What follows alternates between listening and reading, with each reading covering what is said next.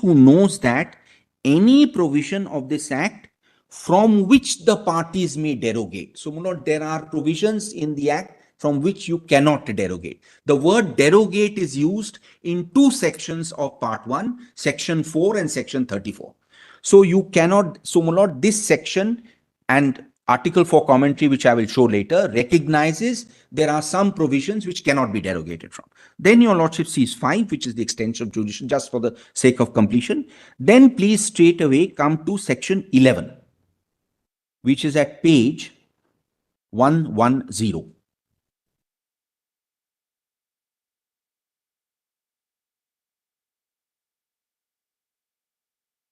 11 is titled Appointment of Arbitrators. This is based on Article 11 of the model law. And what the other side relies on, my lord, is 2. Subject to subsection 6, the parties are free to agree on a procedure for appointing arbitrator. Lordships have seen that. Then 6 is where the appointment is made.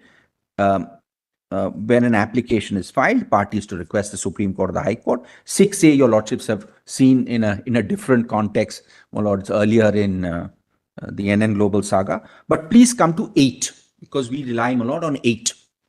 8 is post-amendment, and therefore the Law Commission report becomes relevant insofar as 8 is concerned.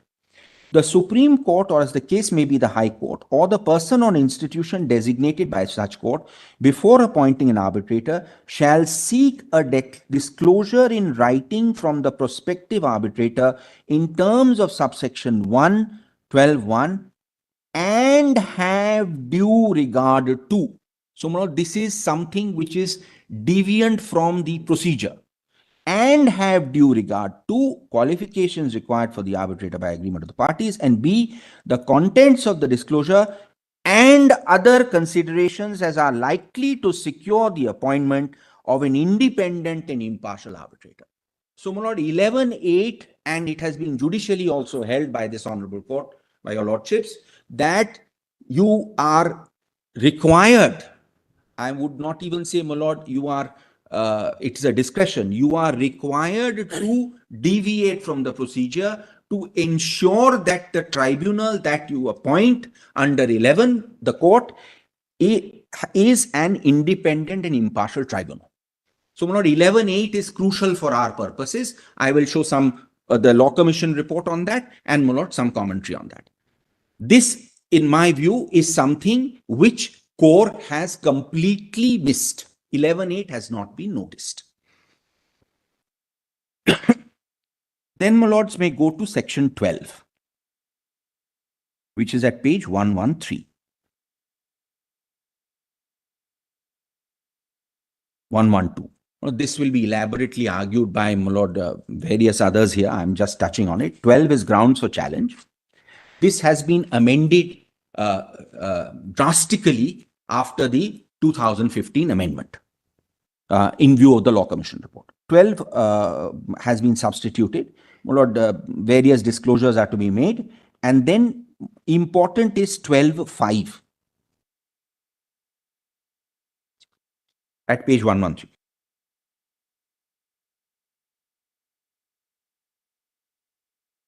This is de jure ineligibility. Notwithstanding any prior agreement to the contrary, any person whose relationship with parties or counsel or the subject matter of the dispute falls under any of the categories specified in 7th schedule shall be ineligible to be appointed as an arbitrator, provided parties may, subsequent to disputes having been arisen between them, waive the applicability by express agreement in writing. So, 12.5 talks of about 7th schedule ineligibility. The lordships have interpreted this in a number of judgments with this proviso. So, 12 has to be read with 11, because 11 now 8 requires a disclosure by a prospective arbitrator, which wasn't there earlier. So now when the matter comes, say, before your lordships under section 11 or before the High Court under section 11, if such a panel is to be operated, they will have to make a disclosure of whatever relationship they have. And independent of that disclosure, your lordships will ensure that there is an impartial and independent tribunal. So the moment that burden is cast upon the on the court, my lord, then there is a problem with these panels, which are unilateral. There's no problem, my lord, with a panel of an institution or an independent panel. So, my lord, 12.5, 13 is the challenge procedure. I'm not troubling your lordships. 14 is failure or impossibility to act. That is de jure. Your lordships are familiar with that. Then please now come to one other portion. In fact, I was very happy that the learned SG had highlighted that portion in his written submissions, because we were also intending to rely on it. Please come now to page 115. This is something which has been hinted at in some of the judgments, but not spelt out. Well, chapter 5 is sections 18 to 27. Two sections here are crucial to my submission, my lord. First is 18. Conduct of arbitral proceeding. 18. Equal treatment of parties. The parties shall be treated with equality. This is one part. And each party shall be given full opportunity to present this case. Noted in the learned SG submissions as the Magna Carta of arbitration. And, my lord, which we will show that this equal treatment principle applies even at the stage of the composition of the tribunal. And that will make good, my lord. So, of course, the chapter heading says conduct of arbitral right. proceedings. But the commentary, my lord, and particularly section 21 has to be read with 18. 21 suggests, my lord, that the commencement of the arbitral proceedings starts when the request is given. Your lordships are familiar with 21. So the appointment of the arbitral tribunal actually comes after that. Absolutely. And, my lord, the idea is simple. Whatever contractually you've agreed. But once you are before a quasi-judicial body or a substitute for the court, then all rules of fair play have to be there. You should be before somebody who's independent and impartial, and you should be treated equally. So, my lord, our submission is 18 squarely applies, and we'll, my lord, show that. So, this is one separate portion of the act which has really squarely not been considered. It's been hinted at in a couple of judgments, but it's not been considered. 18 and 21. And then, my lord, just to complete this, please now come to 34. 34 is at page 121.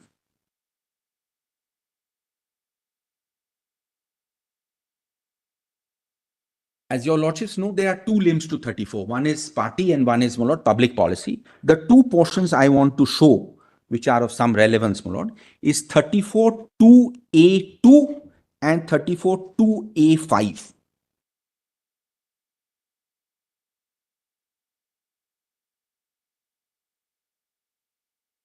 An arbitral award may be set aside by the court only if the party making the application establishes on the basis of the record that the arbitration agreement is not valid under the law in force, law to which the parties have subjected, or failing any indication under the law for the time being in force. So, arbitration is not valid under Indian law as a ground for setting aside an award. And more, my lord, pertinently, 34.2A5. There's some very interesting commentary on 2A5. My lord.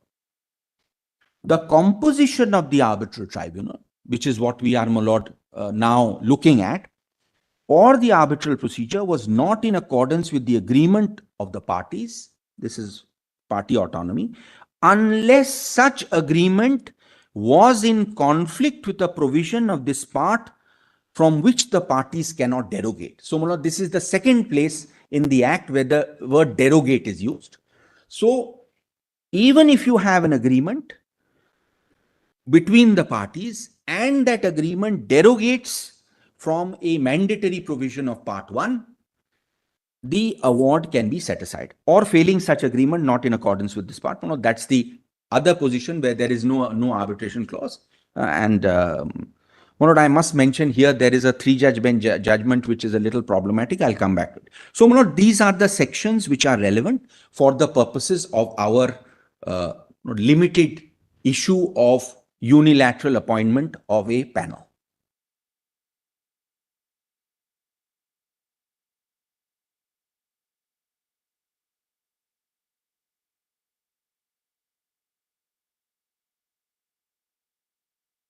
Now, Manoj, before I go to the 4 judgments, may I now just invite your lordship? Mr. Banerjee, Yeah. just before we leave this statutory provisions, this chapter 5 is conduct of arbitral proceedings. Correct, Manoj. Now, only by virtue of what is contained in section 21, you are saying that it will also relate to not just conduct of the proceedings, but also The commencement composition and composition of the And, tribunal. Manoj, I will show your lordship some commentary on this very Article 18, which suggests that the composition is also covered by 18. The heading, no doubt, seems to suggest. Yeah, heading is a little Yes. misleading. But Contrary to yes, what you your are trying lordship to is say. absolutely right. But I will show, that's why I wanted to mention, Manoj, I will have to establish that this provision is relevant for the composition stage. And that, Manoj, we will establish by the relevant, Manoj, material. Now, which are the non-derogable provisions of the part in regard to composition? Right. Now, Manoj, That's section 12, Manoj, I would say 11.8, 12.5. 11.8, 12, 18 for our purposes. Well, in fact, there was a very long debate in the working group.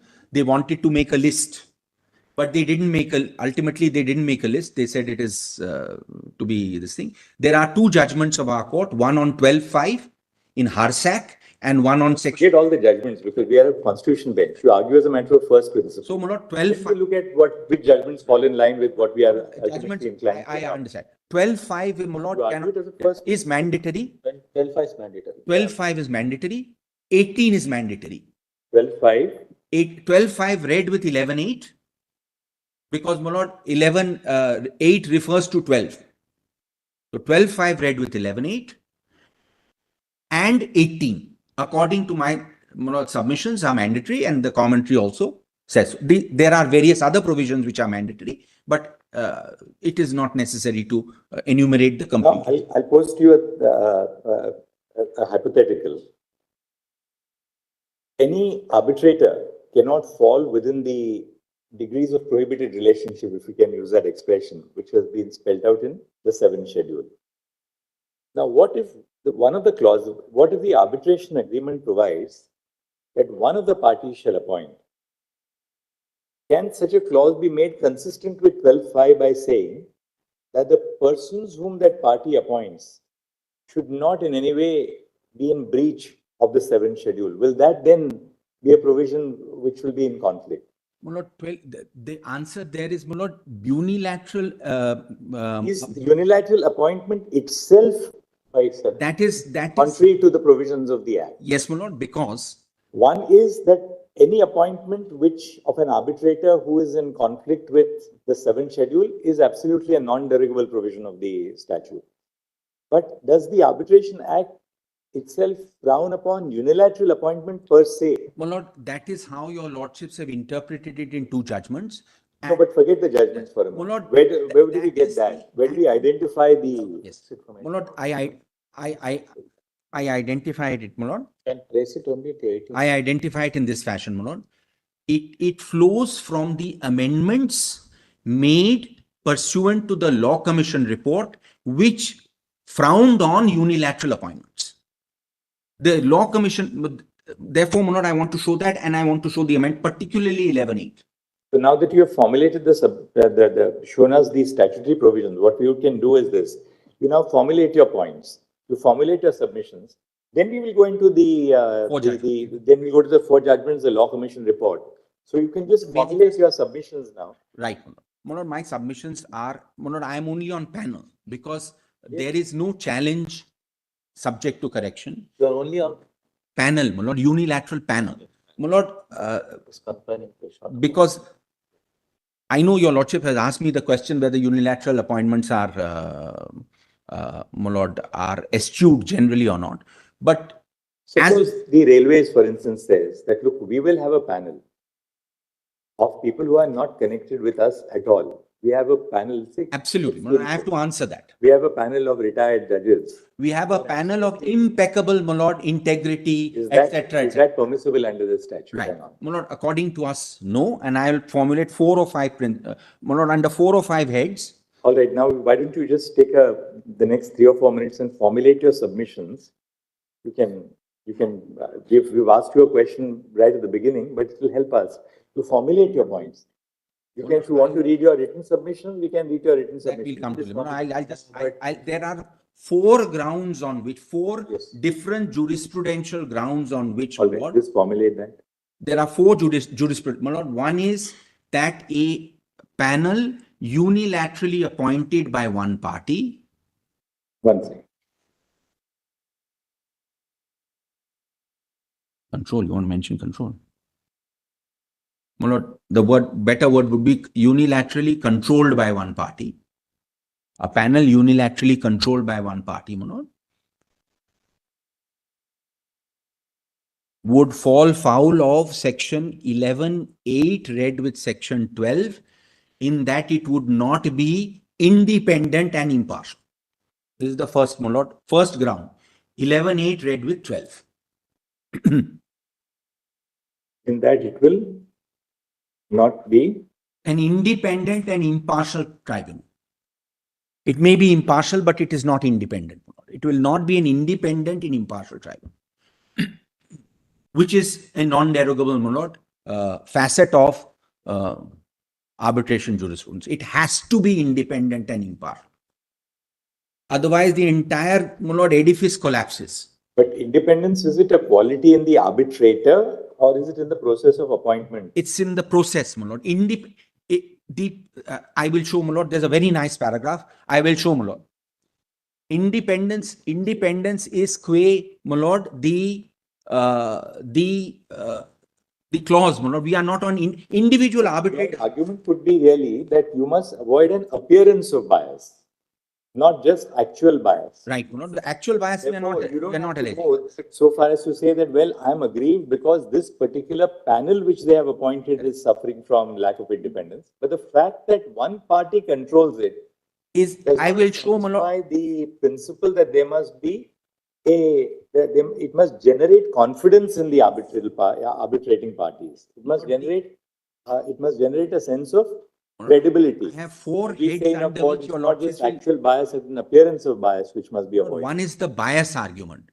I am on the independence argument. Independence argument, because if your lordship sees 11(8), one is disclosure, bias, etc., and just show 11(8) again. It will not be an independent panel. Yes. So, this is an important question, because let me put it very bluntly. And one more sentence you can add there in your first proposition, that a panel which is exclusively controlled by one party, according to you, suffers from a lack of independence. Right. This is proposition 1. For that, you will have to drawings from 18. 18 is separate. Able to draw 18 is one more. This is 11 read with 18 is limited in its scope. 18 is secondly, any clause which does not. Your lordship has that exactly the question Justice Roy put to me, limited in its scope. I will satisfy your lordship on that separately. The second limb, it's a second ground on which I put. There are various 4 grounds we have formulated. Independence may be also looked at from the perception, because now we're not talking about a lack of independence to challenge an award. Correct. All right. Just as when you challenge, say, a judgment of a court on the ground that the judge lacked independence. Correct. The threshold is very high. That the judge had some interest in the subject matter or was connected to the parties to the dispute, so on and so forth. But independence at the stage of composition is a matter of perception. Because you are entering into a judicial proceeding, which is arbitration is a substitute for a judicial proceeding. So when parties are entering upon arbitration, it is their perception of an independent adjudicator or lack of independence, which is crucial. Because you must create conditions which foster a sense of confidence in the process. In fact, 3 phrases, my lord, have been. Whether in fact that person was eventually independent or otherwise begs the question. In these cases, my lord, all the 4 cases before your lordships are railways and railways connected cases. From time immemorial, they have something called clause 64. The problem here is, my lord. So independence at the stage of composition is not an objective test of whether someone would or would not be biased. But the perception of a party of who is independent. accepting Correct. I am obliged. that perception must be that of an independent adjudicator. Absolutely. My lord, in fact, three phrases are used in judgments: major objective, paramount consideration, and important consideration. A paramount consideration is independence. Just show me.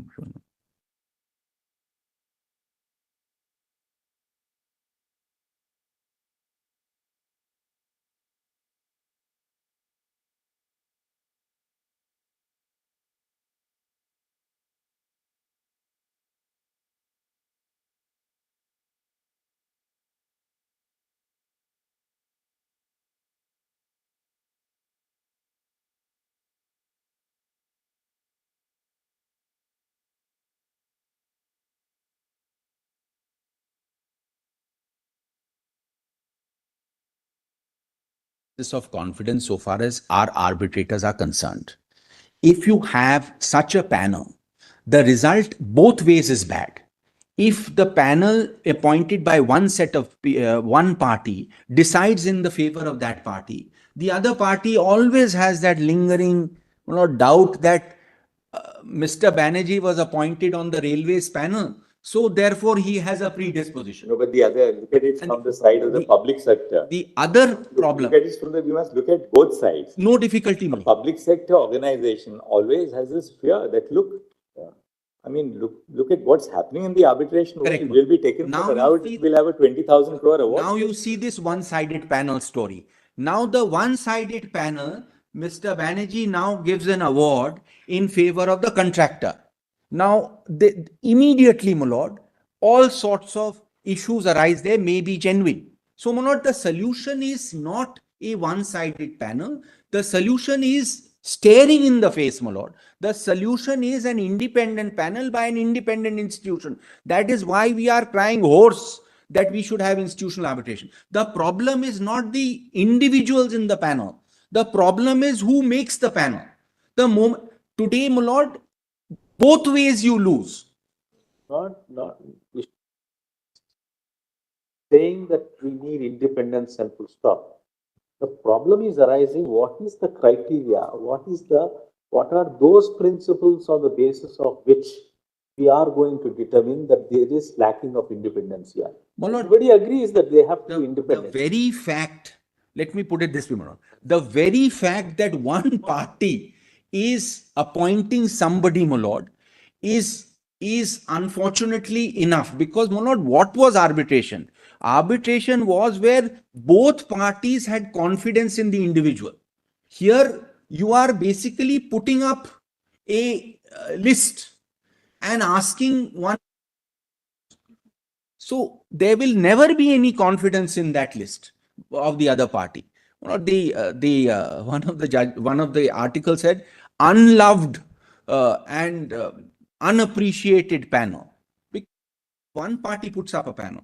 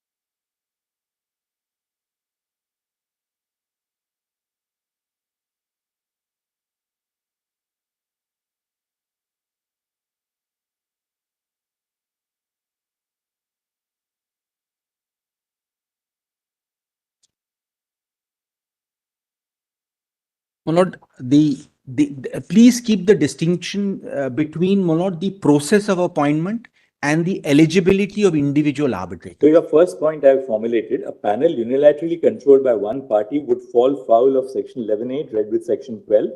In that, it will not be an independent panel. A panel appointed by one party will lack a degree of independence. Correct. That's the first point. What's the second Even point? if impartial, my lord, I assume for a moment, my lord, impartiality, etc., will come in, my lord, when you have employees, retired employees. I am going one step further, assuming you have absolutely, my lord, respectable people. What's the second proposition? What's the next proposition? My lord, the next is it will also fall foul of, What will fall foul? Unilateral appointment. yes, also fall foul of, my lord, the principle, the Magna Carta of equality between the parties. I'll satisfy your lordship. Unilateral composition of a panel. Yes, It also violates 18. 18. It violates 18. Violates 18.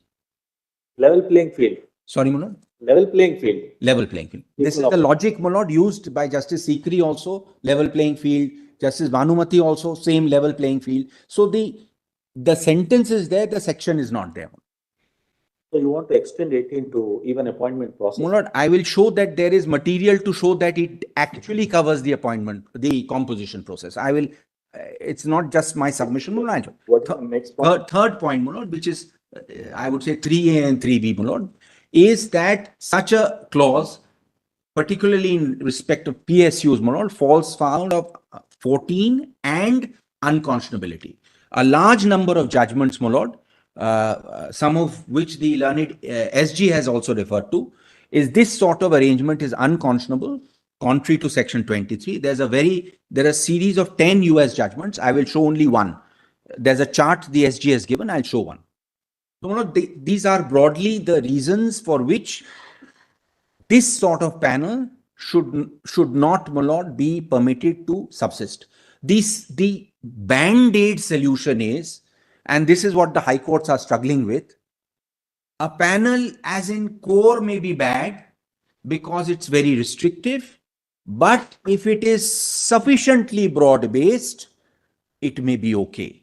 So, my lord, this is You're how not going the to court... degrees at all. You are just saying that, look, exit out. The problem is today there are a series of judgments. Every time an 11 is filed, how many people are there? What are their qualification? Is 31 enough? Is 37 enough? What about 100? There is a Sarot panel. So this is a solution, Manoj, which came out of Voestalpine, and it's, in my respectful submission, Manoj, it's a band-aid solution. Because even if there are 100 people and even if they are, my lord, impeccable, there is always, my lord, I'm appointed to a panel by the railways. In the back of my mind, if I possibly decide in their favor, maybe I'll get another appointment. That may be a perception. I may be, in my mind, absolutely independent. My lord, we've had instances where people have been removed from panels. Independent and impartiality is not in the degree. It's not in the degree. It is in its absoluteness. And what you facially see, my lord. What do you see? But is that your 3A point? That's What's your 3A? 3A is that. 3A, 3B, my lord, are unconscionability and Article 14. My lord, legally, I am putting... To take what Brother Narsimha just said, that independence and impartiality is not a matter of degree, my lord.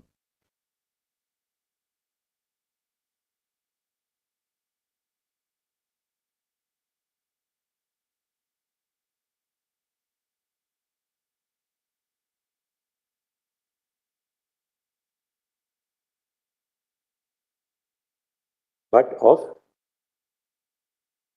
My lord, it has to be facially judged. But is an absolute... it is absolute. It is absolute.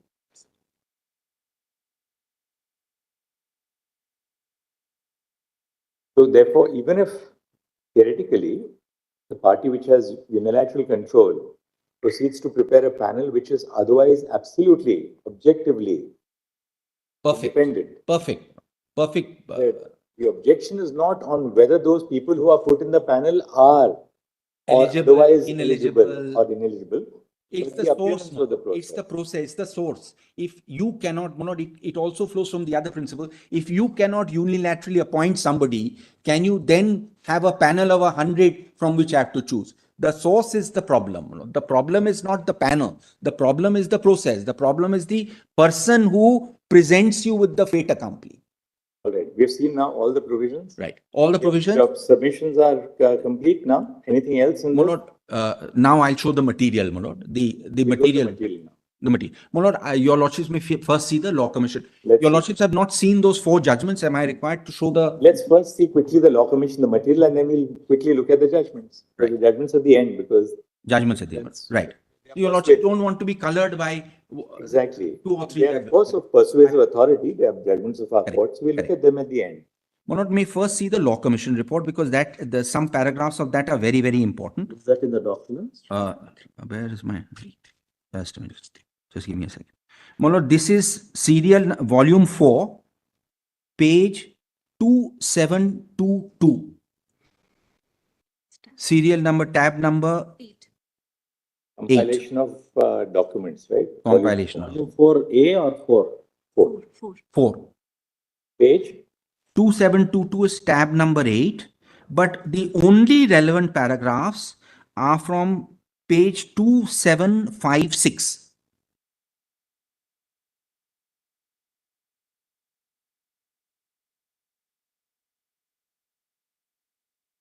You must compliment the juniors who have prepared the compilation, are very well prepared. Otherwise, I tell you what we have is compilation of judgments by Mr. Gaurav Banerjee, compilation of judgments by Mr. Neeraj Kaul, compilation by Mr. Shashankar or whoever. So it's such a headache, because when you start dictating a judgment, you have like 10 compilations. The idea is to have one compilation, which everybody puts their cases together, you know. The system is working well. The system is working well, actually. Yeah. I think it's thanks. Now, we come to page 2756. 7 paragraphs are relevant. I am just reading a few of those. 46 report. 246 report, Justice A.P. Shah's report. It starts at para 53. It is universally accepted that any quasi-judicial process, including the arbitration process, must be in accordance with the principles of natural justice in the context of arbitration. Neutrality of arbitrators with their independence, impartiality is critical to the entire process. Then, my lord, 54, the test for the 12.3 has been set out. 55, my lord, is what was the previous position. Then, my lord, 56. The limits of this provision has been tested in the Indian Supreme Court in the context of contracts with state entities, naming particular persons' designations associated with that entity as a potential arbitrator. Appears to be settled by a series of decisions in the Supreme Court. Then, my lord, your lordship leaves all the decisions that arbitration agreements and government contracts will provide for arbitration by a serving employee of the department valid and enforceable. While the Supreme Court in IOC Raja Transport carved out a minor exception when the arbitrator was the controlling or dealing authority, and this exception was used by the Supreme Court in so-and-so to appoint an independent arbitrator under Section 11, this is not enough.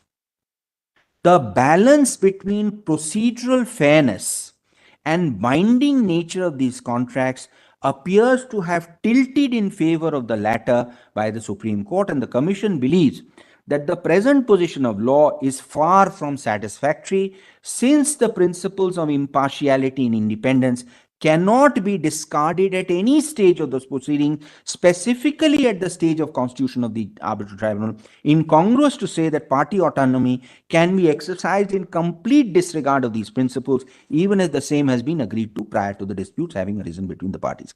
There are certain minimum levels of independence and impartiality that would be required of the arbitral process, regardless of the parties' apparent agreement. Sensible law cannot, for instance, permit appointment of an arbitrator who is himself a party to the dispute or is employed by or similarly dependent on one party, even if that is what the parties agreed. So, my lord, there is a This is the logic of the Law Commission. Commission hastens to add, Mr. P.K. Malhotra, ex officio member of the Law Commission, suggested having exception for the state, allow state parties to appoint employee arbitrators. Commission is of the opinion on this issue cannot be any distinction between state and non-state. Concept of party autonomy cannot be stretched to a point where it negates the very basis of having impartial and independent adjudicators for resolution disputes. In fact, when the party appointing adjudicator is state, duty to appoint impartial and independent, much more onerous. Right to natural justice cannot be said to have been waived only on the basis of prior agreement between the parties, time of the contract before arising. Large-scale amendments have been suggested. Fundamental issue of neutrality, Commission believes is critical. In particular, amendments 11, 12, and 14. Your Lordships have seen those amendments. Then, my Lord, 59. Commission has proposed requirement of having specific disclosure to the arbitrator, state a possible appointment regarding existence of any relation of interest of any kind, likely to give rise to justifiable doubts. Then they talk about the fourth schedule, the IBA guidelines. I'm not reading all that. Please come to 60. So the 59 distinguishes between de jure eligibility, ineligibility, and the 7th schedule, and then 60 is the exception. And Manoj, this exception now, according to railways, they have a clause where there's a format where you sign on a 12-5 agreement. So that is now presented to you initially before you, for you to waive. And many, my Lord, contractors then waive it. But that was not the purpose of this exemption. The Commission, however, feels its real and genuine party autonomy must be respected. Certain situations, parties should be allowed to waive even the categories of eligibility set out Provost Fisher. This could be in situations of family arbitrators or other arbitrations where a person commands the blind faith and trust of the parties. I don't think anybody can raise this to this level. Despite the existence of objective justifiable doubts, deal with such situation, Commission proposed a proviso to 12.5. Parties may, subsequent to disputes having been arisen, waive the applicability. The general rule has to be followed. If the High Court is approached in connection with an appointment of arbitrator, Commission has proposed seeking disclosure, so on, and which context or the designation is to have due regard of the contents of such disclosure. So this is the relevant portion of the Law Commission report.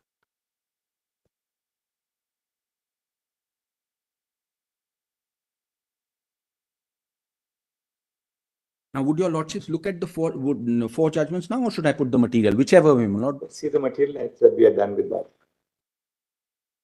So, my Lord, I'm skipping those 4 judgments, my Lord.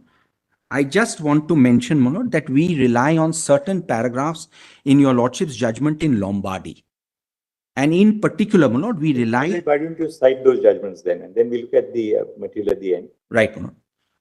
There are 4 judgments which are in play, and Lombardy, my Lord, is the basis on which we have made our submissions. My Lord, the 4 judgments in play are, the first, I'm not going in chronological sequence, my Lord. There is TRF and Perkins, which are in respect of appointment of sole arbitrator. That's one category. Then there are 2 judgments. There is Core and a judgment called Voestalpine, which is the DMRC judgment, which is in the context of panel. So, my Lord, I will first show, I will not even, in the interest of time, my Lord, I will not show TRF. I will show Perkins, which then also reflects TRF. So, I will show Perkins, and then, my Lord, show Core, and then Voestalpine, which is some sort of, my Lord, halfway house. I want to show these 3 in that order, and then, my Lord, I'll make myself. First, if your Lordship sees Perkins. Perkins Eastman versus HSCC, 2019-17 SCR 275, tab 51 of volume 3, page 1254.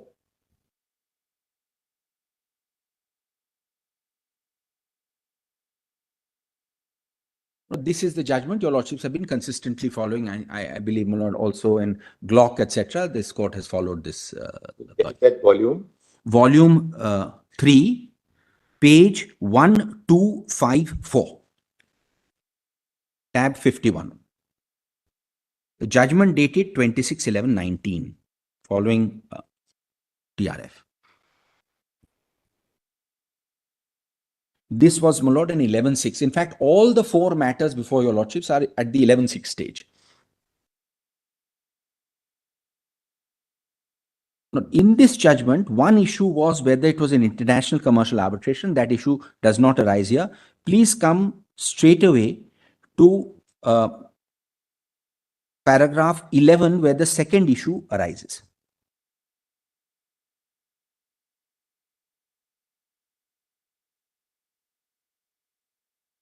Before that, if your lordship wants to, this is para 11, where the second issue arises, page 1268. And the clause is basically the at 1269 D. The lordship sees that. Unless otherwise any dispute between parties in accordance with the agreement shall be referred to sole arbitration of MD or of buyer or his nominee. Venue shall be in Delhi. So this was the clause. Paragraph 14, my lord, TRF and ergo is quoted. 15 to 20 is relevant for our purposes, my lord. 15 starts at the bottom of page 1272.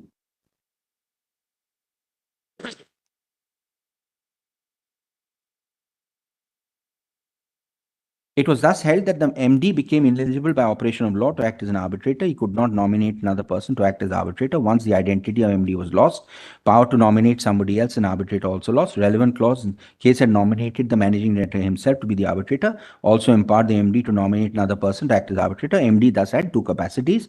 First as arbitrator, second as an appointing authority. Present case we are considered with only one capacity. Then we thus have two categories of cases. First, similar to one dealt with TRF, managing director himself is named as an arbitrator, additional power to appoint any other person. You know, this the finding. I'll just read this one. Appoint any other person of his choice or discretion as arbitrator. If in the first category of cases, MD was found incompetent because of the interest he could be said to have having in the outcome or result of the dispute, element of invalidity directly relatable arise from the interest he would be having in outcome of the decision. That be the test. Similar invalidity would also arise and spring even in the second category. Interest he has in the outcome likely to be taken the basis possibility bias always be present, irrespective whether matter. We are conscious that if such deduction is drawn from decision so and so, all cases having clauses similar to that with which we are presently concerned, party to the agreement would be disentitled to make any appointment of arbitrator on its own, always be available to argue party official having disentitled. But in our view, that has to be the logical deduction from TRF Limited. Para 50 of the decision shows that this court was concerned with the issue whether the MD, after becoming ineligible by operation of law, still eligible to nominate an arbitrator. Ineligibility referred therein was a result of operation law. Person having an interest in the dispute, outcome of decision therein must not only be ineligible to act as an arbitrator, not be eligible to appoint anyone else as an arbitrator. Such person cannot and should not have any role in charting out any course to the dispute resolution by having the power to appoint an arbitrator. We rely on this portion. The next sentence in the paragraph further shows that in cases where both parties could nominate their respective arbitrators of their choice, this is the critical portion, of their choice, were found to be completely different situation. The reason is clear that whatever advantage a party may derive by nominating an arbitrator of its choice would get counterbalanced by equal power with the other party. This is the section, this language is essentially, 18 language, because this is arbitrator. This is a classic case, I appoint one arbitrator, the other side appoint one. But in a case where only one party has a right to appoint a sole arbitrator, its choice, so your lordship will apply this logic to the panel, will always have an element of exclusivity in determining or charting the course for dispute resolution. Naturally, the person who has an interest in the outcome of the decision must not have the power to appoint a sole arbitrator. That has been taken as the essence of the amendments brought in TRF. Then, my lord, 17. So this is the critical paragraph is 16. 17, my lord, Raja Transport is mentioned. This is a pre-amendment case. The relevant portion of 17, your lordships, will come to page 1276. So, Mr. Banerjee, the proposition is that your choice to make or nominate an arbitrator cannot be limited to the offerings laid out by one party. That's our case. So that's our case. in a situation like this, it is not a choice that is being exercised, but you are confined to the offerings that is given by the other side. Correct, correct. It's a poisoned well. It's a limited, my lord, it is. But it's again a matter of perception. Somebody from amongst the panel can also render an award against the, the authority which has made the... In fact, that is exactly what happened. The panel in the DMRC case was of 3 engineers nominated from the railway panel. The same clause, which your lordships dealt in DMEPL, is the same clause where 3 are nominated. 1, I pick from theirs. 2nd, they pick from theirs. 3rd, they pick from theirs. 3 members may go that way. My lord, there are all sorts of problems with that also. Therefore, my lord, this limited choice is where I should have my liberty, they should have their liberty. Alternatively, neither should have liberty. We go to somebody independent, and that either it is an institution which is independent and appoints in which you believe, which has credibility, or the court who appoints somebody independent. Then I don't have a problem.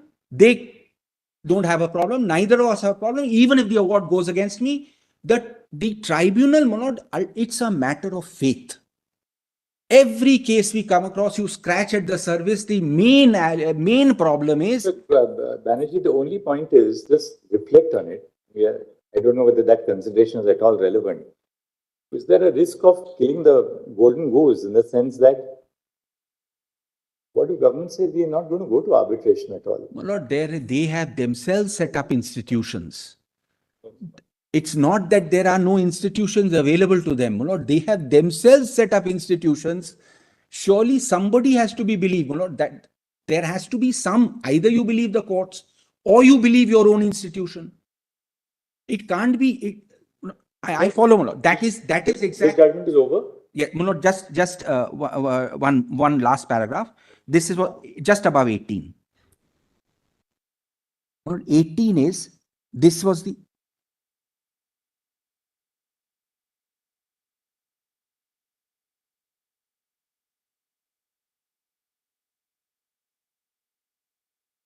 Judgment. Yes. Well, this judgment also is very helpful because it quotes some portions of Voestalpine. So I'll just place it from here. Yes. Monod, please come to para 18, Monod. I just want to read 18 for 1 second, Monod. Sure. Sub-paragraph, this is in fact, even the old law. 8 of the aforesaid paragraph 48 lays down, Monod, please just read that. 8, just above. If circumstances exist giving rise to justifiable doubts as to independence, impartiality of the person nominated, or if other circumstances warrant appointment of an independent arbitrator, by ignoring the procedure prescribed, Chief Justice may ignore the designated arbitrator appointment. So, my lord, if circumstances warrant appointment of an independent arbitrator, even prior to the amendment, and that is what your lordships have said in para 66 of Lombardy, you for the purpose of appointing an independent arbitrator, you have the power, indeed the duty under 11A to do it. And that is what was missed in core. If somebody has approached a court can't say, this is the procedure, I am a post office, this is exactly what I have to do, you please do this. So, my lord, 11, this paragraph is relevant. Then, my lord, various quotations are there. Then 19 is Voestalpine. These are very, my lord, hard-hitting paragraphs, 20, 21, 22, and 30, which has been set out in Voestalpine. So, the DMRC case. Independence and impartiality are hallmarks of any arbitration proceedings. Rule against bias, one of the fundamental principles of natural justice. Apply to all judicial, non-judicial. So this relation, notwithstanding fact relationship, is contractual. Source of arbitrator is deduced from the agreement. Notwithstanding same, non-independence and non-impartiality, such arbitrator would, though commercially, would render him ineligible. Genesis behind the rationale, even when the arbitrator is appointed terms of contract by the parties of contract, he is independent of the parties. Functions and duties require him to rise above partisan interests of the parties. So this is, my lord, one portion where Jivraj and Hashwani is quoted. And similarly, my lord, the French court is quoted. Then 22. Independence and impartiality, two different concepts. Arbitrator may be independent yet lack impartiality. Impartiality is more subjective. Independence, more objective concept, straightforwardly ascertained by the parties at the outset in the light of the circumstances. Partiality will more likely surface during the arbitration proceeding. Then, 30. Time has come to send positive signals to the international business community in order to create a healthy arbitration. Furthermore, as enlightened by the Law Commission, duty becomes more onerous in government contracts. One of the parties is a public sector undertaking itself. In the instant case also, choice is given by DMRC, limited to choose an arbitrator from panel, becomes imperative. This is the broad-based panel argument. I'll come to that later. In the light of report of so-and-so, imperative of creating healthy arbitration, then that's all that is relevant in this judgment. The rest is on maintainability, etc. So this is... Mr. Banerjee, can we just take a 2 or 3 minute break? I just suffered from a lower back ache last week. Please. For 2 or 3 minutes, I just want to take a little break and come back. That's all. Just walk a little bit in the passage and come back. Just 2 or 3 minutes.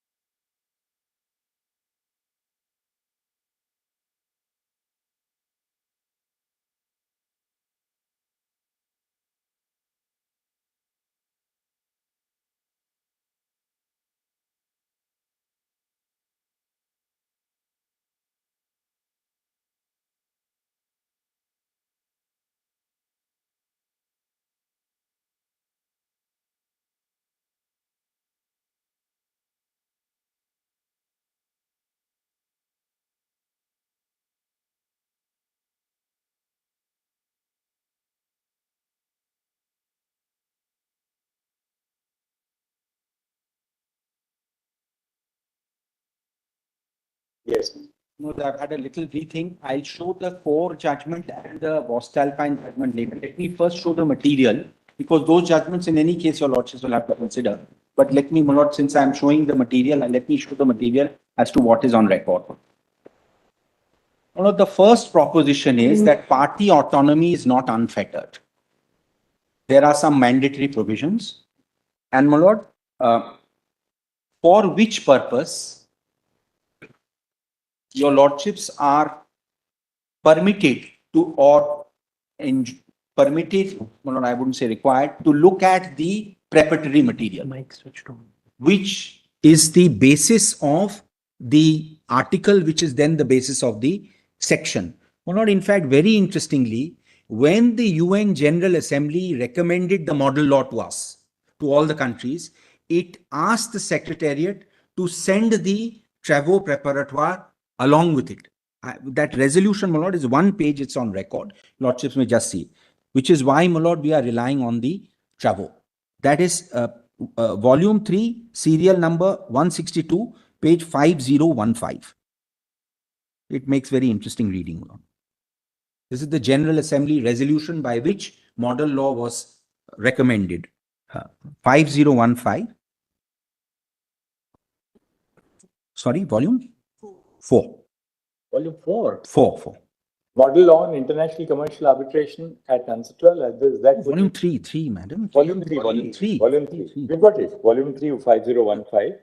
No, this is the General Assembly resolution. The General Assembly resolution. I'm not going to read the whole thing, but please see, after being recognizing, convinced, noting, convinced, requests the Secretary General to transmit the text of the model law together with the travaux and and recommends that this is the resolution Column. Left column. What's the page again, Mr. Banerjee? Pages 5015.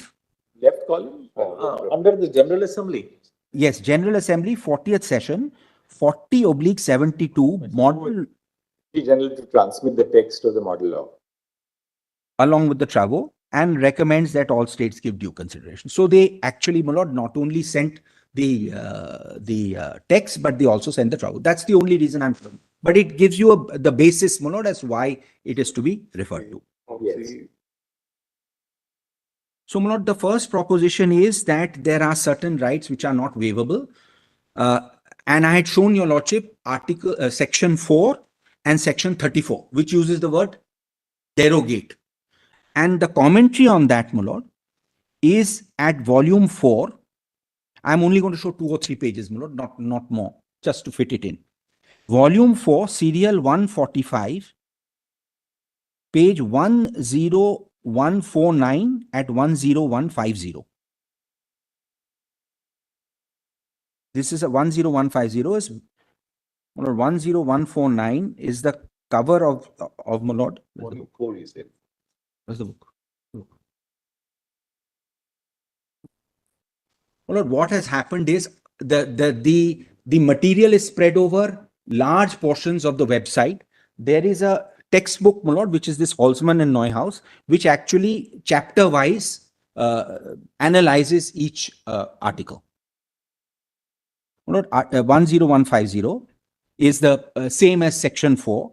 Please see the third paragraph. Okay.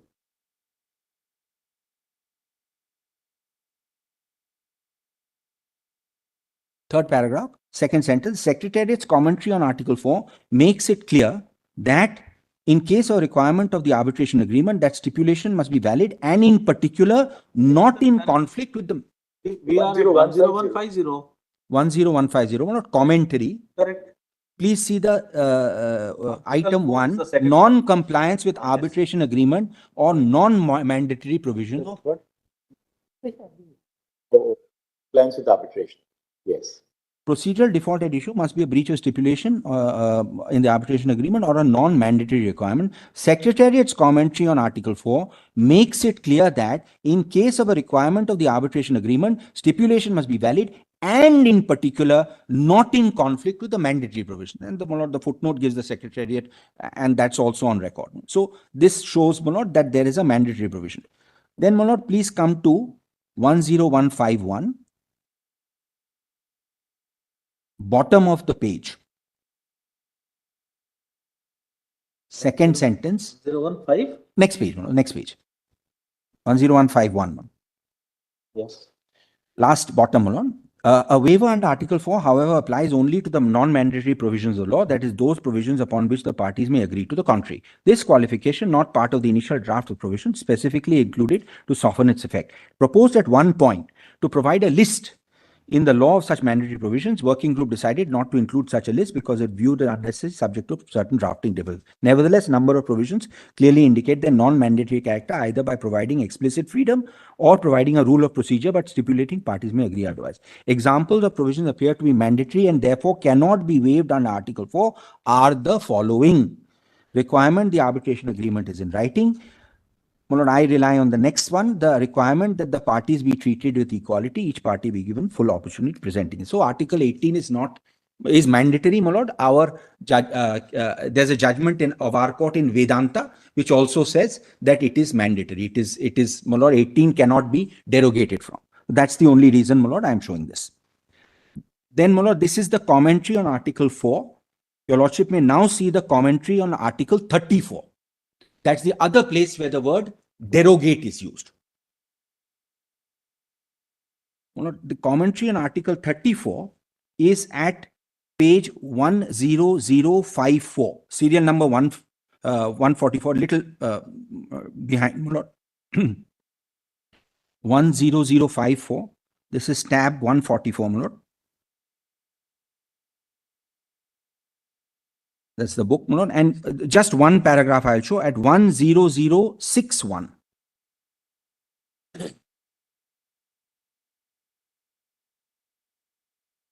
This is a little important because, Manoj, there is a judgment which seems to suggest a little differently, but I'll just read it. The second significant change was made to subparagraph 2A4 of Article 34. Corresponding clause of the New York Convention, Article 51D reads, the composition of the arbitral tribunal or the arbitral procedure was not in accordance with the agreement of the parties, failing such agreement, not in accordance with the law of the country where it was made. The final text of the model law includes a new phrase following the first comma, unless such agreement was in conflict with the provision of this law from which the parties cannot derogate. History of this new phrase becomes footnote. Please come to the next page. I'm not reading may I just read this one? Because it is of some relevance on mandatoriness. The history of this new phrase begins in a footnote to the Secretariat's initial draft, what became Article 36, incorporated by reference to early drafts of 34. That footnote noted that the view then prevailing amongst commentators was the language of the New York Convention gave absolute priority to the agreement of the parties, irrespective of whether such agreement is in conflict with a mandatory provision of the applicable law. Secretariat said here that this rule could not possibly apply to the enforcement of domestic awards, kinds of awards which Article 34 is concerned. Presumably, domestic courts would be, by definition, be bound to apply the mandatory provision of domestic law. Working group agreed, and Manoj, I skipped that paragraph, then last paragraph. During the Commission's consideration of the working group's final draft, which was the same as the final text, a potential ambiguity was noted by several delegations. They said that the provision might still be interpreted not to allow an award to be set aside where the procedure set forth in the arbitration agreement had been followed, but where that procedure conflicted with the mandatory provisions of law. While no change was made in the text of the law, the Commission report recorded the understanding that where the agreement was in conflict with the mandatory provisions of the law, provisions will prevail. So, my lord, and that's the same section which your lordships have seen this morning, 34 2A5. Composition of the arbitral tribunal, arbitral procedure was not in accordance with the agreement of parties unless such agreement was in conflict with the provision of this part. So, my lord, 34 2A5 specifically addresses a situation where the composition of the tribunal may be in agreement, in our case, may be in accordance with what the parties say, but if it is contrary to a mandatory provision of the law, it should be set aside. And that's, my lord, what the commentary says. Yes, sir. Deals with a situation where the composition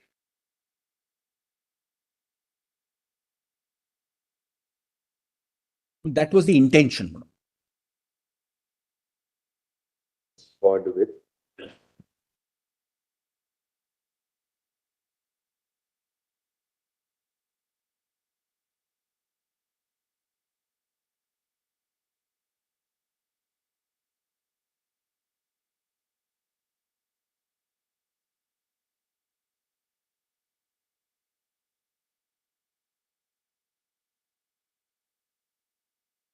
Well, there is some ambiguity in the language of 34(2)(a)(5), and it was brought to the notice of the commission. The commission says that obviously mandatory, if there is any mandatory provision, even That will if prevail. right, there is a directly opposite judgment to this. This was not cited before a 3-judge bench. There is a judgment of your lordships which says exactly the opposite, and it is my duty to bring it to your lordships' notice. Where the argument which is accepted, which is rejected, is mandatory overrules contract. Argument is, even if it is contrary to a mandatory provision, still the contract will prevail. I'll give your lordship the reference, my lord. It is Narayan Prasad Lohiya. It is at page 681. If I don't show it, my lord, it will be unfair, my lord. There is a judgment which says the opposite. I must show it. Volume 3, page 681. Sorry, my lord. Volume 3. Volume 3, page 681, my lord. Tab 22.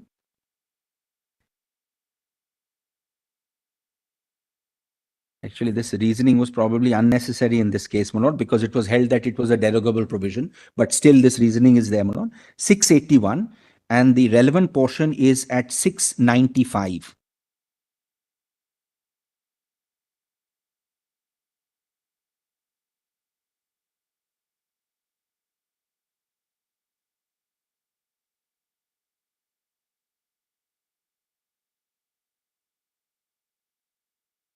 Lords, if your lordship sees 695 is what Mr. Venugopal argues, which is consistent with, my lord, what I showed from the working group, my lord. So Mr. Venugopal's argument, my lord, which I commend for your lordship's acceptance, is 695, my lord, page 11. Read between placidum B and C. In other words, according to Mr. Venugopal, even if the composition is in accordance with the agreement, award can be set aside if it is in conflict with the provisions of Part 1. This is what he argued. Now, that is rejected by the court, and it is held at page 6, that entire paragraph is there, at 696, last sentence.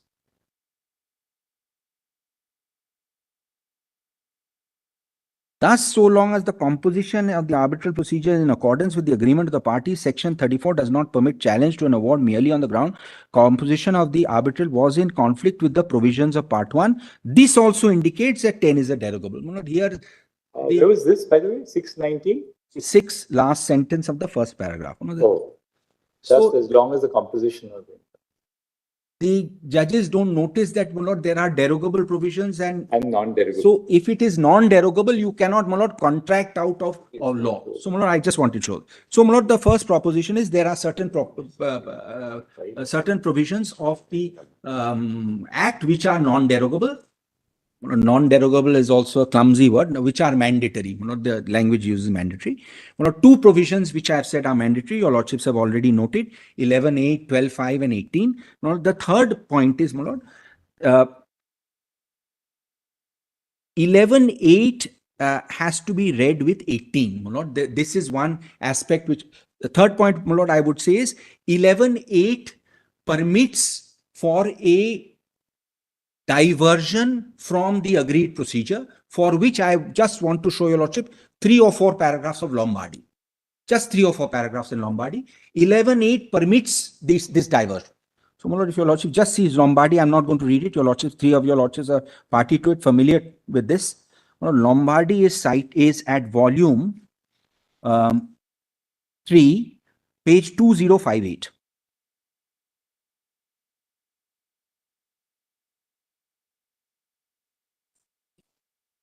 Okay. Various issues are framed, my lord. I am not going to go into it. It is that issue regarding, my lord, pre-deposit. Please first see paragraphs 81 onwards, my lord. 81. For, citing SCR. SCR. All the juniors have put SCR together because now all our judgments are in the digital form and digital SCR. Earlier, I remember at least in the 90s, You couldn't cite you anything could but not cite not anything cite else. It the was only official report. unless you had the judges would not even recognize an SCC or a let alone scale or something. It only SCR couldn't keep pace. That's why others. that's why this problem came. Now it's Now it's caught up. up to date. In fact, your lordship's direction is that they have to file only SCR copies. My lord, make straight away come to page 2105, para 82. 82, my lord. Bottom of At page 2105.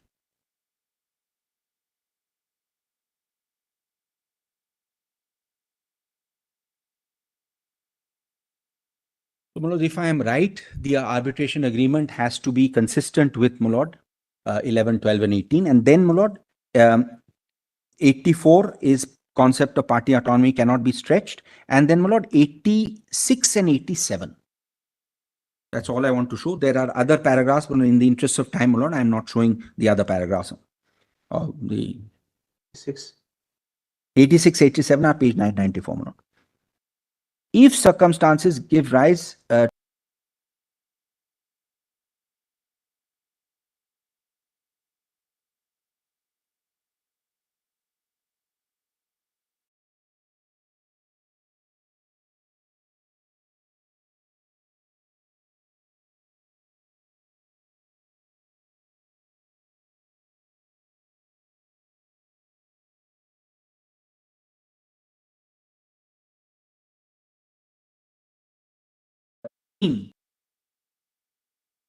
covers composition. After all, 18 may not cover composition. It may be after the tribunal is formed, everything else. Why should it cover composition? Now, my lord, there was some doubt on this. There are two parts to the commentary. I'll show both, and I'll show, my lord, what is the understanding generally. My lord, may first see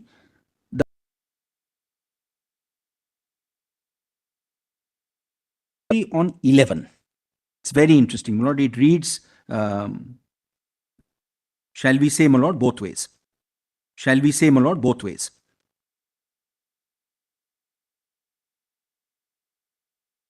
Eleven का commentary आ गया. Here's the 11th commentary. 16. Which one? Oh, no, where is the commentary? Lordship, just give me 1 second. 10. Where's the 18? My lord, may see the 18 commentary. I'll show the 11 first in fairness, and then I'll show 18. My lord.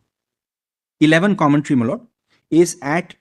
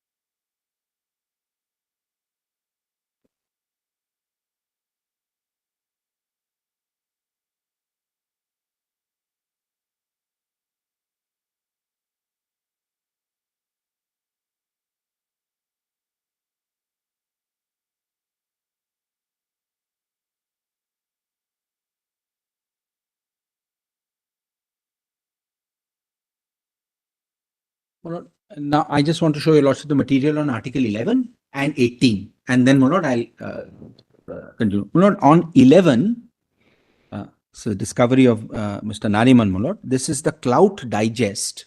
In fact, He was to argue that. This was the last submission which Mr. Nariman drafted and emailed it at about 12 noon the day before he passed away, the night before he passed away. In He fact, was working on this. A lot of the material that I'm before he citing passed away. was his independent research, my lord, and particularly this one. So a lot of it was done by him. From Mr. Well. My lord, may come to volume 4, 3807. This is part of the case law and ancestral text digest, my lord. There is a my lord, there is a site which collects case law and ancestral text, my lord. I am one of the, all of us are correspondents from India, my lord. 3807. It's a summary at paragraph 20. This is the purpose of 11. Purpose of 11 is the key purpose of 11. Paragraph 20. Article 11 corresponds to Section 11. In fact, it was Article 6 and 11, but 11, my lord, corresponds to 11. Exercise of the courts or competent authorities' discretion. Securing an independent and impartial tribunal was said in one case to be the major objective that ought to be pursued by the court or competent authority intervening on the basis of 11. While in another case, it was said to be the paramount consideration. It has also been explicitly identified as an important consideration in several other cases. And footnotes, my lord, the cases are also on record. So, my lord, when your lordship looks at section 11, this is one major aspect to be looked at. It is not simply procedure, appoint whoever is said on the panel, simply appoint. Major consideration is impartiality and independence. This is generally the law in respect of 11. That's why you give this power to a court or an authority. Otherwise, my lord, anybody else could have. 21, they refer to qualifications. If qualifications are provided, the court cannot change the qualification. Right. My lord, if a lawyer, if a physician has to be appointed, I'm relying on 20. I'm relying on 20. You cannot appoint a lawyer. I'm relying on 20, my lord. Para 20. Right. 20 says that this is the objective, namely independent impartial tribunal. This is the major objective. This is the paramount consideration. One says major, one says paramount. So, my lord, when your lordships are construing 11, otherwise, what is the joy of coming to, my lord, a court or an authority? Right. You are essentially the arbitral tribunal as a substitute. In the, it's an alternative dispute resolution. It's a substitute. So, this is, my lord, one aspect. Now, please see commentary on 11 and commentary on 18. Commentary on 11, my lord, is serial number 141 in volume 4 at page 10040. It's from the same book, right? Is it, this is the book which has all the extracts. And the number again? 4040. Same one. Tab kya hai? Tab 141. 10040. Article 11 is there, my lord. Please come to page 10042 at the bottom. I just want to read this a little carefully. Paragraph 2 of Article 11 does not state any limitations on the parties' freedom to agree on a procedure for appointing an arbitrator or arbitrators. The provision does state that the freedom is subject to the provisions of paragraph 4 and 5 of this article, similar to ours. But those paragraphs only provide for supplementary intervention by the courts in case the agreed on procedure fails to work. They do not place any express limitation on the parties. Nevertheless, in drafting paragraph 2, it was recognized that the model law as a whole implied certain restrictions on the parties' agreement regarding appointment of arbitrators. The third working group cites examples, 2 articles that give rise to such restrictions. Article 12 concerning grounds for challenge, Article 34 concerning the court's power to set aside arbitration. Thus, for example, if the procedure agreed on results in arbitral tribunal fails to meet the standards of impartiality and independence, arbitrator will be subject. Similarly, if appointment results in a party not receiving proper notice, an award may be set aside and refused recognition. These are specific restriction contain the model code, go to the effects of the procedure. These restrictions result the results of the selected appointment, not the procedure itself. Thus, the arbitration agreement does not provide for proper notice. Then, 11. Next paragraph. The working group considered at some length adding to Article 11 an explicit limitation on the parties' freedom to determine the procedure for selection of arbitrators. Provision would have stated procedure agreed upon parties would be invalid or to the extent that it gave one party predominant position on the words of an alternative draft, manifestly unfair advantage with regard to the appointment of arbitrators. This provision was later deleted. One, problem did not arise frequently. They were not probably aware that the problem arises very frequently here, but that was their understanding. To other provisions of the law, and we rely on this. Other provisions of the law, such as 12 and 34, could be used to address the problem. Wording was regarded as too vague, could lead to controversy, dilatory tactics, potentially invalidation of well-established, recognized appointment practices, while the working group concluded that such a provision had no place in the model law, and the final text accepted by the Commission confirms that decision. The working group did note that its determination should not be understood as expressing support for unfair practices. And my lord, I just want to show what exactly it said is at page 9998 of the same volume. Serial 1, I want to show the sentence actually which would the working group use. Serial 137 at 9998.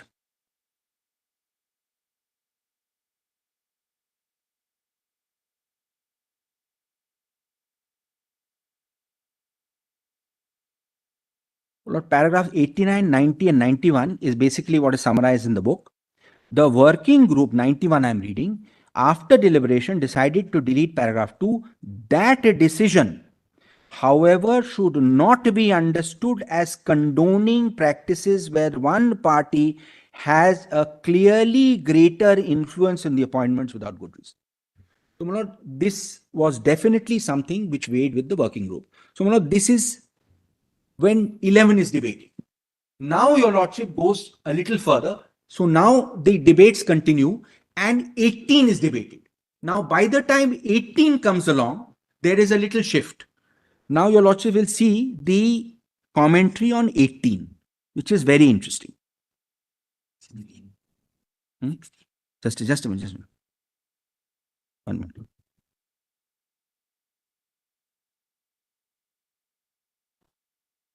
Have you shown this? I've shown 11. 11 is over. My lord, may come to Article 18 commentary. It was not because they accepted such clauses, but they felt that the other provisions would be sufficient to deal with them. Now, my lord, 18 commentary is very interesting. Please come to 10050. Serial 143, tab 143.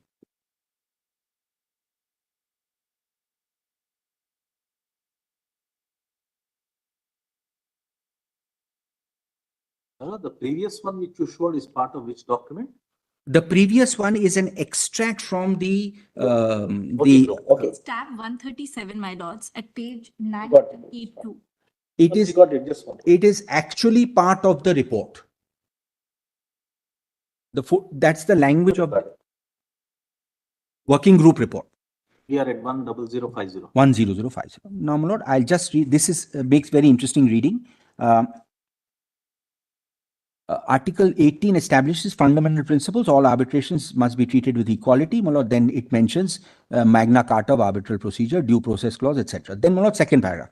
In early drafts of the law, provision that now constitutes Article 18 was included as the third paragraph 19, to which, as discussed below, it's an important corollary. In order, however, to emphasize the central importance of the principle of equality and fairness, intention they apply to the entire arbitral proceedings, Commission decided they should appear in a separate article.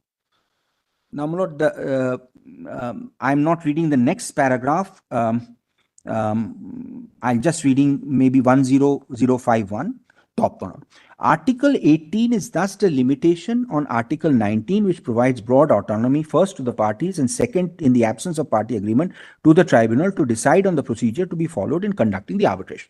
Now, my lord, the point which has been raised by your lordships is addressed at 10052 1952.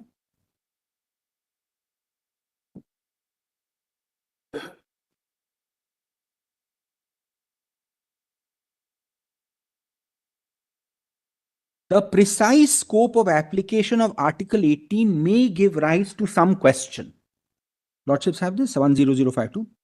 As noted, the Commission report states that the tenets of Article 18 are applicable to the entire arbitration proceedings. For this reason, Commission moved the provision from 19.3 into a separate article at the beginning of Chapter 5, which concerns the conduct of proceedings. In addition, I rely on this. In addition, the Secretariat stated that the provision applies even more broadly than the 9 other articles of Chapter 5. In urging the Commission to adopt the quoted interpretation, the representative of the Secretariat stated, it has always been the understanding of the working group that the fundamental principle enunciated in 19.3 article would apply to arbitral proceedings in general. It would govern all provisions of Chapter 5 and other aspects such as the composition of the tribunal not directly regulated therein. So, my lord, though one interpretation could be that it would be a very truncated interpretation. It means the tribunal is set up which is not impartial, or there is no equality between the parties, but they behave impartially. So, my lord, even the procedure of composition of the tribunal falls within that period. So once you go, till the time you don't go to a forum, you can negotiate your rights. It may be one-sided contract. Once you go to a forum, which is a substitute for a judicial forum, then, my lord, this you can't really have not a level playing field. And therefore, my lord, their understanding was that the composition is also, my lord, something which is covered. And, you know, this is one part of it. The commentaries also say this. I'll show the commentaries now, my lord, and that will also make it clear, my lord. First, if your lordship sees, these commentaries are also referred to the, my lord, just, my lord, may first see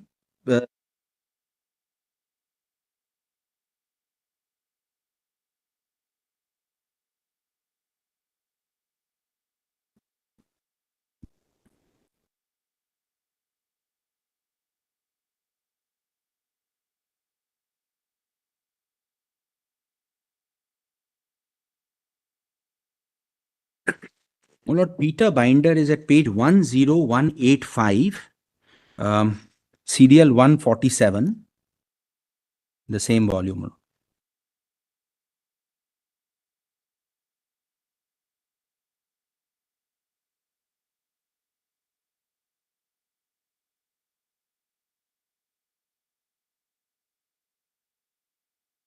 Happily for me, all this is reflected in the learned SG submissions also. Much of this.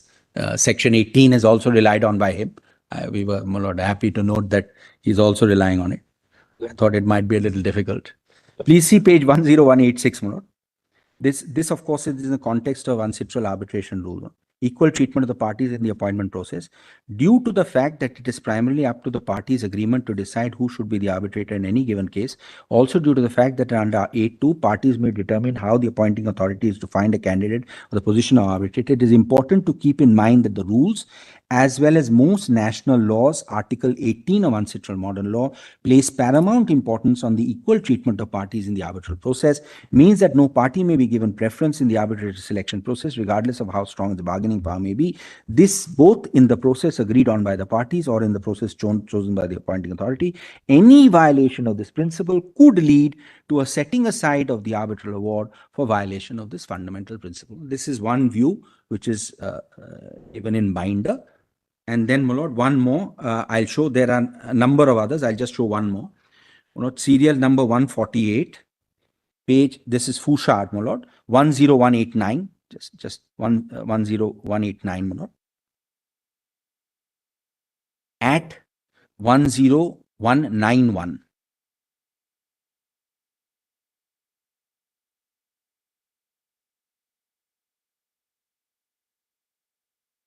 Three, limits on the primacy of the parties' agreement.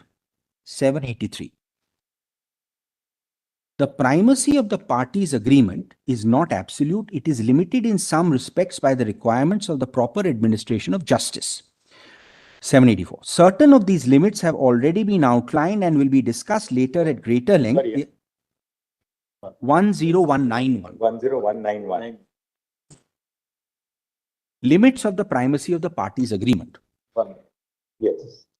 Primacy of the parties' agreement is not absolute, limited in some respects by the requirement of the proper administration of justice. Certain of these limits have already been outlined and will be discussed later at greater length. They are the arbitrators' independent impartiality. Manoj, that was my first submission.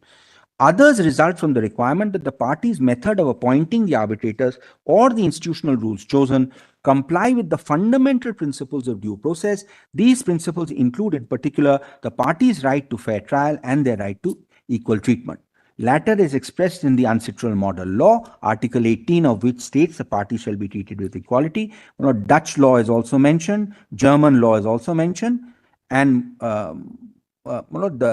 those are quoted. They are much more specific. So, my lord, these, in fact, in the recommendations by the expert committee, we have suggested similar amendments to be made to the relevant provisions. So, my lord, 18 in our respective submission is also a ground on which this clause, my lord, can be held to be contrary to the provisions of the Act in view of the observations in Lombardy. And, my lord, therefore, under 11.8, because there is evidently unequal treatment of the parties, my lord, it's a given deal. In fact, the entire language of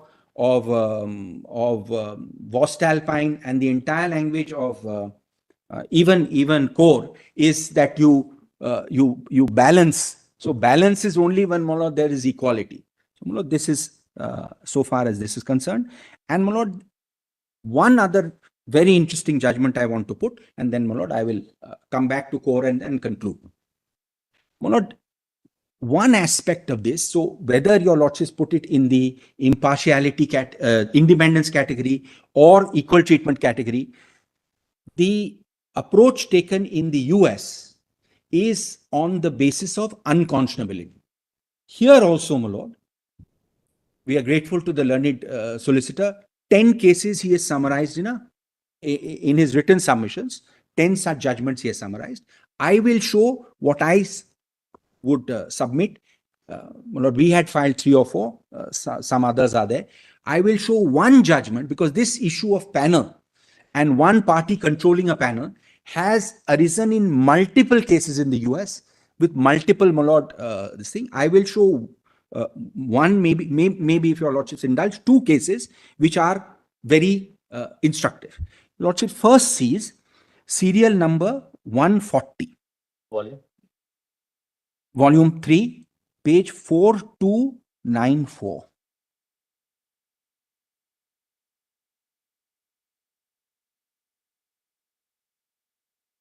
Austin Trout, my lord, 4294.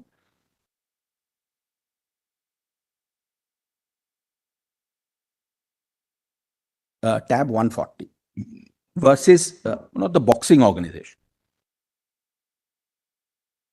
This was a professional boxer who wanted to avoid the clause in the WBO agreement. Tab 138. I'm so sorry. Please come straight away to 4301.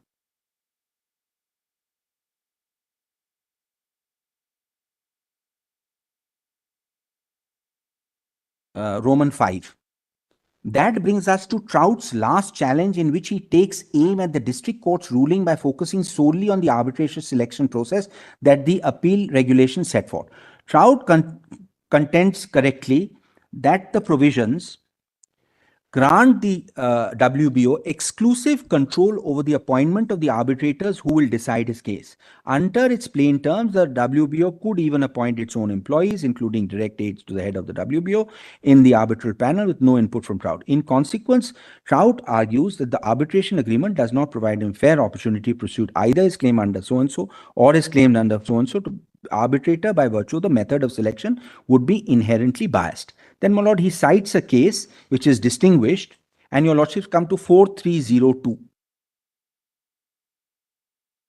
But Trout's contention that the arbitration agreement is unreasonable and unjust just because the arbitrator selection process permits the WBO to act both as party and judge has obvious force, notwithstanding that he does not identify any direct authority in support of his contention, arbitration agreement may not be enforceable. Nor does WBO contend Trout has forfeited or waived any agreement against enforcement.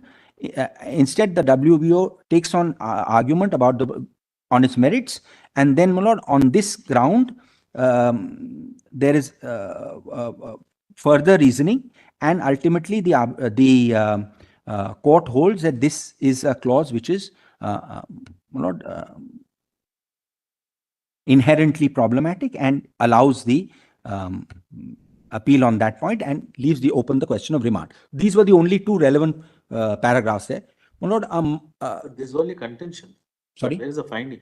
One of the, I'll just show. I'll just show them. No? One of the finding is, paragraph 14 at page 4305. They don't deal with the issue actually. Yes. Just a minute. In determining whether the arbitration agreement should be enforced, right? Absent the invalid arbitrator selection mechanism, and if it should, how to select an arbitrator. However, that second portion is not there. The party's intent, the federal policy favoring arbitration, and the interplay between state law and federal policy, but the parties have not fully engaged with those factors or the applicability of the savings clause. We therefore leave it to the district court to determine in the first instance whether the arbitration selection provision at issue here is severable from the... That's the second question. On the first question, they hold that the provision is not valid, but on the issue of severability, my lord, they remove. My lord, please see the second judgment, which is very clear, my lord. McMullen, which is 139, serial number 139, 4307. Two critical paragraphs, my lord, paragraph 9 and paragraph 10. 4307 at 4314. Court is this? 43149. Therefore, we must decide whether, this is an extreme case, Mayor's TAP provides McMullen with an effective substitute for the judicial forum to pursue her Title VII claims. The TAP adopted by Mayor is commendably fair, except in one important aspect. It grants Mayor unilateral control over the pool of potential arbitrators. This is a case. This is not a case of retired employee, etc. This is a otherwise fair panel. Then, my lord, the first judgment relied on by McMullen is on Hooters, and that is discussed. I'm not going to read Hooters and Floss, my lord. They are all discussed here. Please come straight away to para 10. Sixth Circuit decision to see that. Just a minute, I'm sorry, Manoj. Please come before that to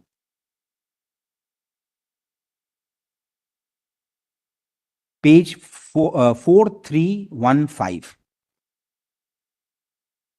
Mayor's TAP is plainly even more even-handed than the arbitration agreement at issue in Hooters, which allowed for unfettered employer control over the potential arbitrator, contained a myriad of unilaterally biased clauses giving Hooters an advantage in every way. But the arbitration selection process provided under Mayor's is less fair than the arbitration process described as Floss is fundamentally unfair. Then not Floss is discussed. Then at the bottom, the type of control exercised by Mayor over the potential arbitrators is analogous to the exclusive control over the entire panel exercised by the employer in Hooters and rejected by the Fourth Circuit. Furthermore, the arbitrator selection procedure used by Mayer allows it to create the type of symbiotic relationship with its arbitrators that we feared would promulgate bias in flaws. The risk of bias inherent in Meyer's procedure is demonstrated by the fact that Meyer uses the same panel of... Because I look at it, you want to now the core because you have 5 minutes, then we'll wrap up at lunch. Right. So, my lord, on this basis, it is held that it is not a, my lord, effective substitute. Fair enough. Now Because- let's go to core. Now, my lord, I'll just show your lordship's core, and then I will just 2 or 3 lines I want to say at the end. My lord, let's look at core. I have not shown your lordship's voestalpine because there are number of paragraphs. Voestalpine was in fact cited in Perkins. In Perkins. Para 19 of Right, Perkins. My lord, may come to core, which is at tab 52, page 1284 at 1289. My lord.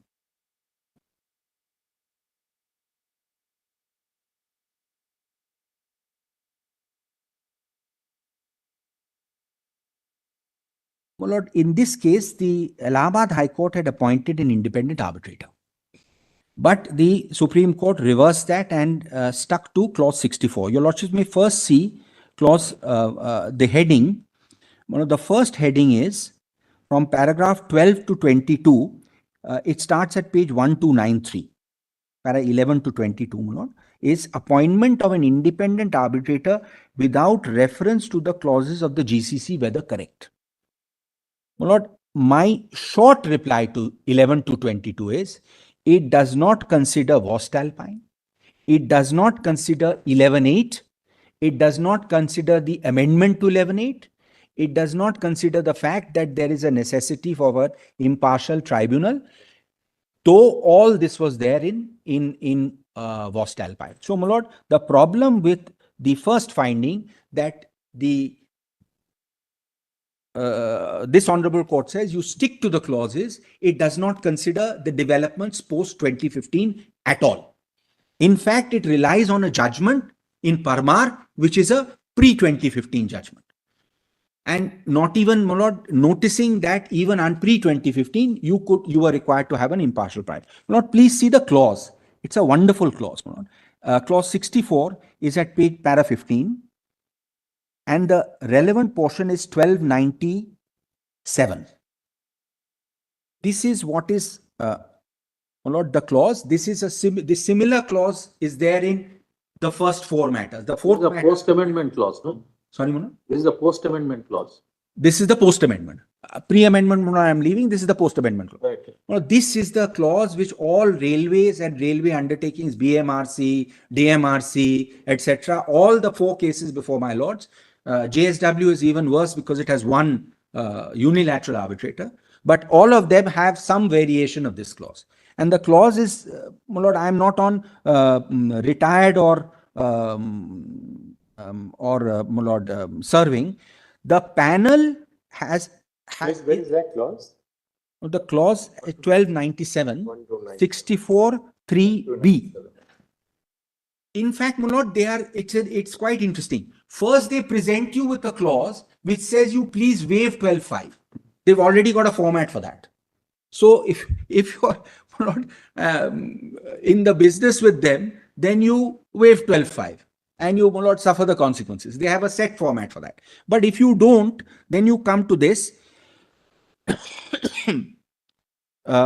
For this purpose, Railway will send a panel of at least 4 names of retired officers empaneled to work. So the panel is unilateral. Contractor will be asked to suggest at least 2 members out of the panel. GM will appoint 1 out of the 2. Balance 1 from the panel or from outside the panel, presiding again to be appointed. So all 3 effectively, I choose 1 out of 2. 1 and the other 2 they appoint, even the chair they appoint. So all 3 effectively are the source comes from them. If this is the panel, my lord, I ask myself, either way you will not get justice. This is completely unworkable. In fact, the learned Has SG anybody seems to, ever done an impact assessment this of the number of awards? Invariably, despite all these, They all many of go the in favor awards of have the gone in favor of the contractors. contractors, hardly any in favor of. and You that have- makes you it know not about much worse. According The to reality is that. that makes it much Theoretically, worse, it's my all lord, right. because that actually makes it much worse, my lord. If that That this Realities are very cause, different. Sorry.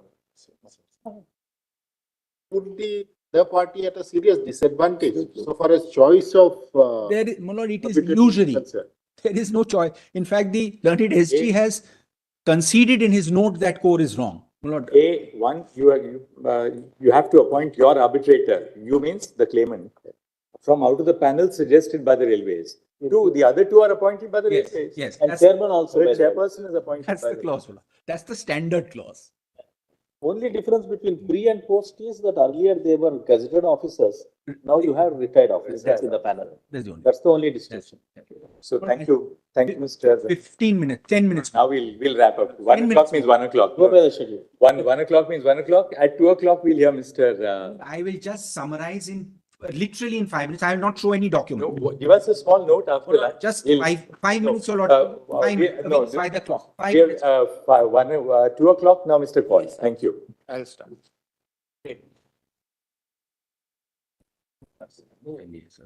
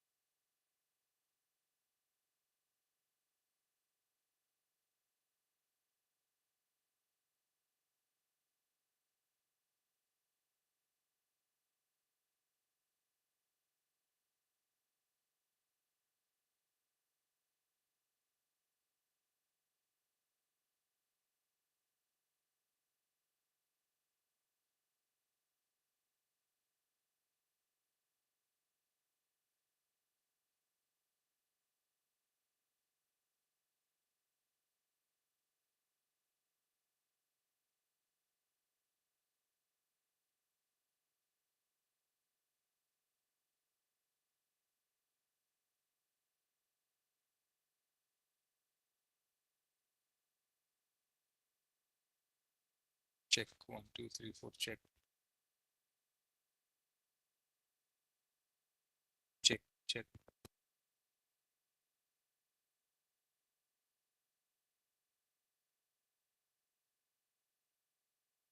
Check.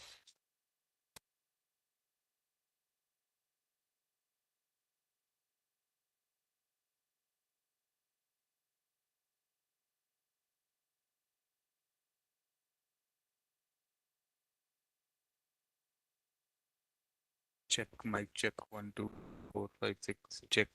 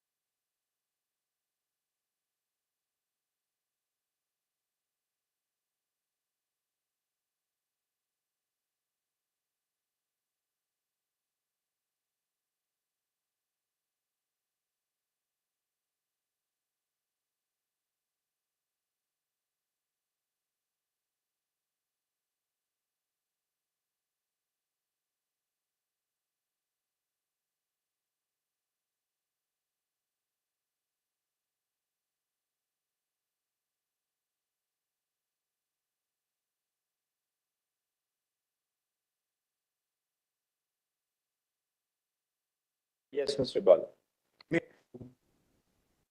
May please, Your Lordships. Manoj, TRF and Perkins recognize that ineligibility of an arbitrator on the grounds of independence and impartiality is a fundamental ground which goes to the root of any dispute. And such a person who is ineligible to be appointed as an arbitrator cannot be allowed to appoint a sole arbitrator to the dispute either. So both you're ineligible in your own rights and you neither have the power to appoint or nominate another arbitrator. And it then recognizes the mandate as laid down in 246th Law Commission report on the principles of natural justice, which include the rule against bias, to say that party autonomy can't prevail. Prior party autonomy or agreement between the parties can't prevail over this. Rule against bias is not only existence of neutrality, but appearance of neutrality as well. And on that issue, I'll show a very interesting article to your lordships just in a minute. And what they emphasize in both these matters is that if an overwhelming power is given to a party to appoint either a sole arbitrator or an overwhelming majority of the tribunal, you are effectively making him the appointing authority for the tribunal, who in turn would create an impression that as if he has a say in the adjudicative process and charts the course of the proceedings as they go on. That's what Perkins recognizes, that if you appoint or give someone a power to say that he can appoint the sole arbitrator or an overwhelming number of people on the arbitral tribunal and practically negates the power that the other party would have to appoint an arbitrator, you're effectively introducing a clause, and the words used are, which would lead to exclusivity in charting the course of proceedings, and which ought not to be done. Now, where core went wrong, and I'll deal with it in a minute, are the two paragraphs I'll read of Perkins vis-a-vis the paragraph in core. Perkins in para 16 of the judgment went on to say that a situation would be completely different if both parties had equal power to nominate arbitrators. Then there would be a counterbalancing that takes place.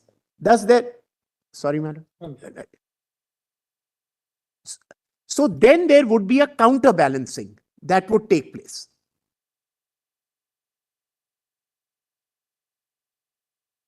The mistake which core commits is, it picks up out of that. This was really a tribunal, my lords. Core had a very interesting clause. It said 4 names will be sent to the other side, out of which you pick up 2. And out of those 2, that person will pick up 1. And the other 2 will also be nominated by him from with or without the panel. Right. Now, core picks up this line to say that, like Perkins, there is a counterbalancing in the 2, whereas the counterbalancing as understood by Perkins was a completely different counterbalancing compared to the counterbalancing which core talked about, which is no counterbalancing at all in the eyes of law. Now, my lords, in this background, please just have 2 paragraphs of a very interesting article written by Jan Paulsen, which I'd like to rely on. Volume 4, page 3663.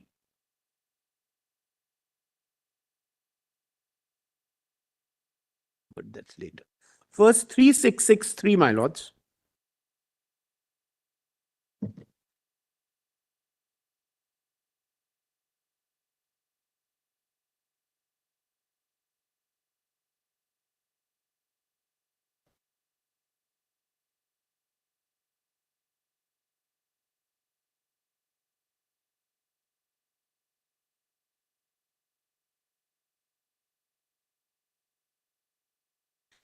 My lord, with your lordship's permission, somewhere in the middle of this page is a para starting with, this has nothing to do per se with the choice between a sole arbitrator. My lord, the Chief Justice has, please. This has nothing to do per se with the choice between a sole arbitrator and a tribunal comprising 3 or more arbitrators.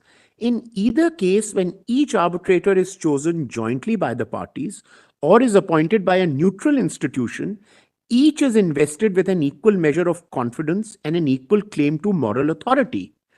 Not so. When there are unilateral appointment, it seems obvious that a very different impulse is at work here, introducing an adversarial element into the very deliberation of the arbitral tribunal. Disputants tend to be interested in one thing only, a favorable outcome. They exercise their right of unilateral appointment like everything else with that overriding objective in view. The result is speculation about ways and means to shape a favorable tribunal, or at least to avoid a tribunal favorable to the other side, which is logically assumed to be speculating with the same fervor and towards the same end.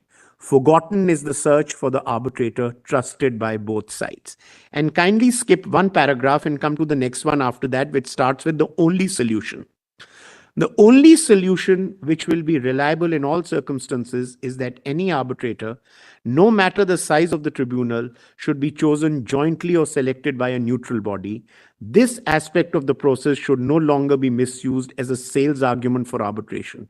Confidence enhancement is properly focused on procedural rights, the rights to be heard, the opportunity to confront the opponent's case, equality of arms, rather than risking the ineluctable contamination of the ideal that an arbitrator trusted by both sides by notions of constituency. Let's take this. And my lords, one interesting statistic that it also gives on page 3662, if your lodges were to have for a minute, on page 3662, the third paragraph from the top is an interesting statistics, which starts with, we must confront an uncomfortable fact. My lords have that? Yes. An uncomfortable, we must confront an uncomfortable fact, as illustrated by two studies of ICC cases in different years earlier this decade. Dissenting opinions were almost invariably more than 95% the work of the arbitrator nominated by the losing party. See, so-and-so, dissenting opinions, so-and-so, so-and-so, so-and-so. Now, my lords,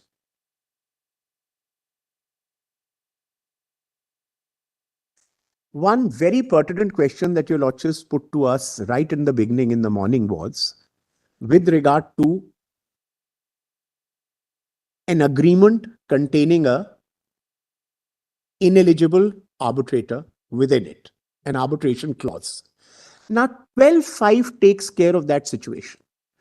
12.5 invalidates or makes ineligible the arbitrator, not the agreement. And then read with broadband goes on to say that the moment he is ineligible in terms of section 14 and in consonance with the 246th Law Commission report, he is deemed to be de jure ineligible to conduct any proceeding. And ordinarily, broadband says that you would have gone the route of 12.1 to 12.4, read with section 13 for removal of an arbitrator. Here he is per se ineligible and is to be substituted immediately forthwith under 14. And that paragraph of broadband I'll read to your lordships, but kindly have 12.5 and 14 for a minute, my lords, the provisions. First have 12, section 12, subclause 5.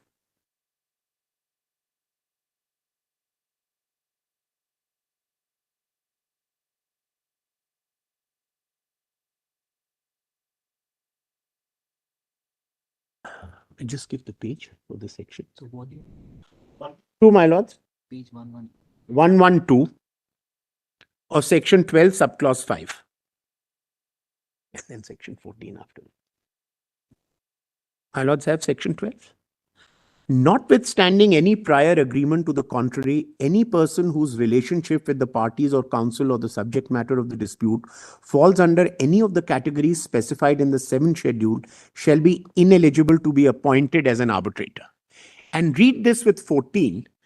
Kindly have 14. 1. The mandate of an arbitrator shall terminate, and if he shall be substituted by another arbitrator if A, he becomes de jure or de facto unable to perform his functions, or for other reasons fails to act without undue delay. And then it goes on. And kindly see the interplay of the two sections as captured by this Honorable Court in Bharat Broadband. If your lodges were to have, just give me the page. Volume 3. 1181. No, page 1200, you said? It's been changed. It's page 1181, my lords. Volume 2, para 17 on page 1200.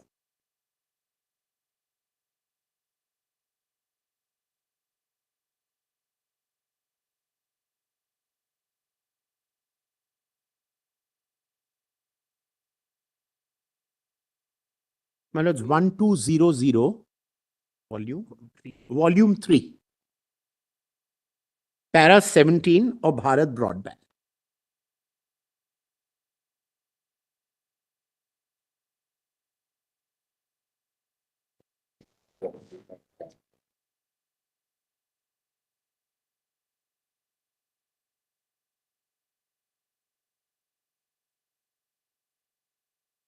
The scheme of section 12, 13 and 14 therefore is that where an arbitrator makes a disclosure in writing which is likely to give justifiable doubts as to his independence or impartiality, the appointment of such arbitrator may be challenged under section 12.1 to section 12.4 read with section 13. However, where such person becomes ineligible to be appointed as an arbitrator, there is no question of challenge to such arbitrator before such arbitrator. In such a case, that is a case which falls under section 12.5, section 14.1a of the Act gets attracted inasmuch as the arbitrator becomes, as a matter of law, that is de jure, unable to perform his functions under section 12.5, being ineligible to be appointed as an arbitrator. This being so, his mandate automatically terminates and he shall then be substituted by another arbitrator under section 14.1 itself. It is only if a controversy occurs concerning whether he has become de jure unable to perform his function as such that a party has to apply to the court to decide on the termination of the mandate unless otherwise agreed by the parties. Thus, in all section 12/5 cases, there is no challenge procedure to be availed of. If an arbitrator continues as such, being de jure unable to perform his functions, as he falls within any of the categories mentioned in 12.5, read with the 7th schedule, a party may apply to the court, which will then decide on whether his mandate has terminated. Questions which may typically arise under section 14 may be as to whether such person falls within any of the categories mentioned in the 7th schedule or whether there is a waiver as provided in the proviso to section 12.5 of the Act. As a matter of law, it is important to note that the proviso to section 12.5 must be contrasted with section 4 of the Act. Section 4 deals with cases of deemed waiver by conduct, whereas the proviso to section 12.5 deals with waiver by express agreement in writing between the parties only if made subsequent to the dispute having arisen between the parties. So that is the scheme of the Act, my lords. You are per se ineligible. And we don't have to go before you moving an application.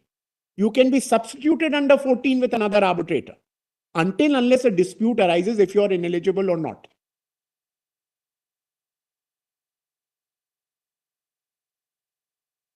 And that is why in Perkins and TRF, it was said that if this person is per se ineligible, where is the question, or to act as an arbitrator, where is the question of his nominating someone else as an arbitrator? And that is why when the reference order in Tantia came, Tantia said that if merely because in core there was a panel sent to them, if the person himself is per se ineligible, merely because he sends a panel of 5 and says pick up a panel of 4, pick up out of them 2 and I'll choose one of them, how does that counterbalance? And that is why Tantia said we disagree with the reasoning in core and were pleased to refer it to a constitution bench. Now, my lords, it's important for your lordships to see what was the reasoning in core, that one paragraph on counterbalancing vis-a-vis the one paragraph in Perkins. I'm not bothering your lordships with other findings in TRF, Perkins, which are in detail dealing with these issues. If you in core schedule, 7th schedule, because those provisions make him per se? Please, One- my lords. One is it, according to you, section clause 64, methodology is a per se methodology. Yes. So therefore it falls under what? No, my lords, then it 12.5 makes it ineligible. Alpha has to be read, it can't be open it. It Entry must be- 1, my lords, of 7 schedule? That's what it is. Yes, sorry, I didn't get. Yes, yes. Entry 1, just According to you, entry 5 is the, entry 1. Arbitrator's relationship with the parties or counsel. The arbitrator is an employee, consultant, advisor, or has any other past or present business relationship with the party. all that happens, Please, my lords. all that is available in 64's application. In It's fully satisfied. in which application? 64 gets fully satisfied and completely gets covered under one. 64 दिखाना. That's the way we have to test, right? Yes. Because at the end of the day, the general manager will appoint, and the Yes. general manager is hit by the 64. General manager will appoint, and general manager is hit by the section. The appointing authority is himself ineligible. And that is what Perkins and TRF say, that if the person cannot act as an arbitrator on his own, Cannot nominate it. he cannot nominate another arbitrator. That is my respectful submission for your lordship's kind consideration. Threshold. And so, to say that what you can't do directly, you can't do it indirectly either.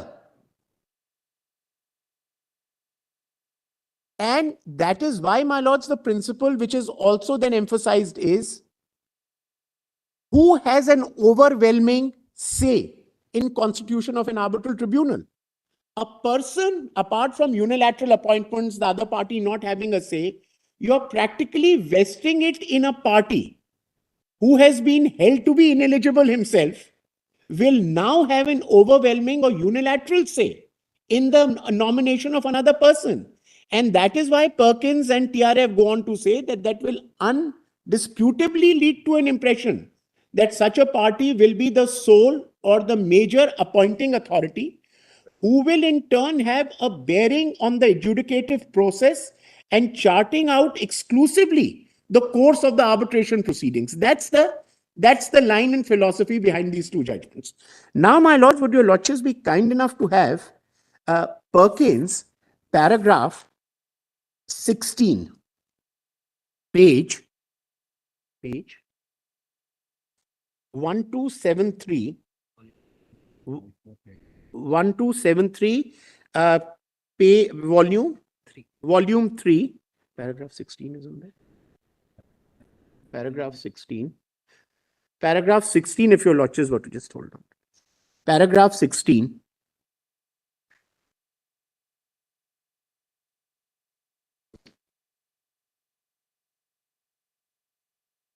My lords have the paragraph. Yeah. But in our view, that has to be the logical deduction from TRF.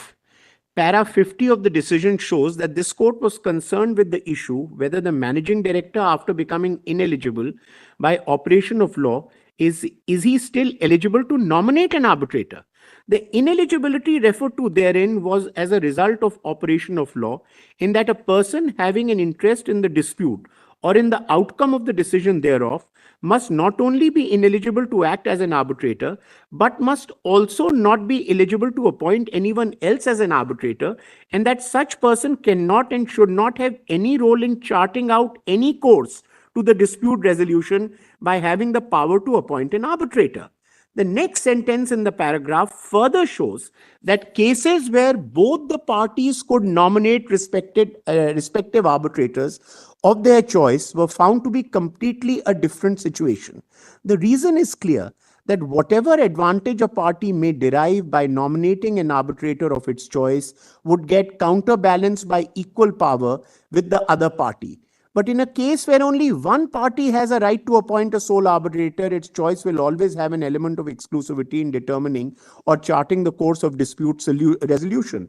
Naturally, the person who has an interest in the outcome or decision of the dispute must not have the power to appoint a sole arbitrator. Now, this was the reasoning, my lords, on counterbalancing, which was given. Though one party exclusively appoints an arbitrator, this is counterbalanced by the fact that the other party exclusively appoints their arbitrator. Yes. So this was was normally the case. this was the Normally the ad hoc counterbalance. arbitration that As between parties. Yes. So this was the counterbalancing in Perkins that they talked about. Now please see how does core deal with it.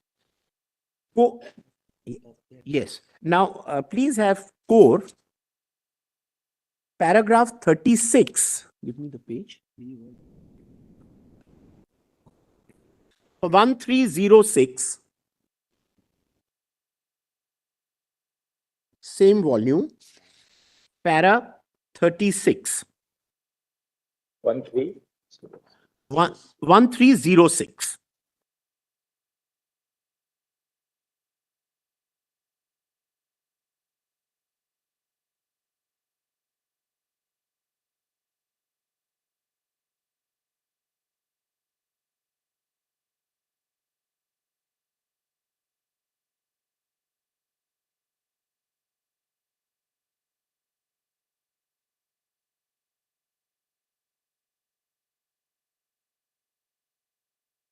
With your lordship's permission. Para 36. Clause 64, subclause 3, subclause B. My Lord the Chief Justice has Yes. Clause 64, subclause 3, subclause B of the GCC deals with appointment of arbitrator, where applicability of section 12, subclause 5 of the Act has not been waived off.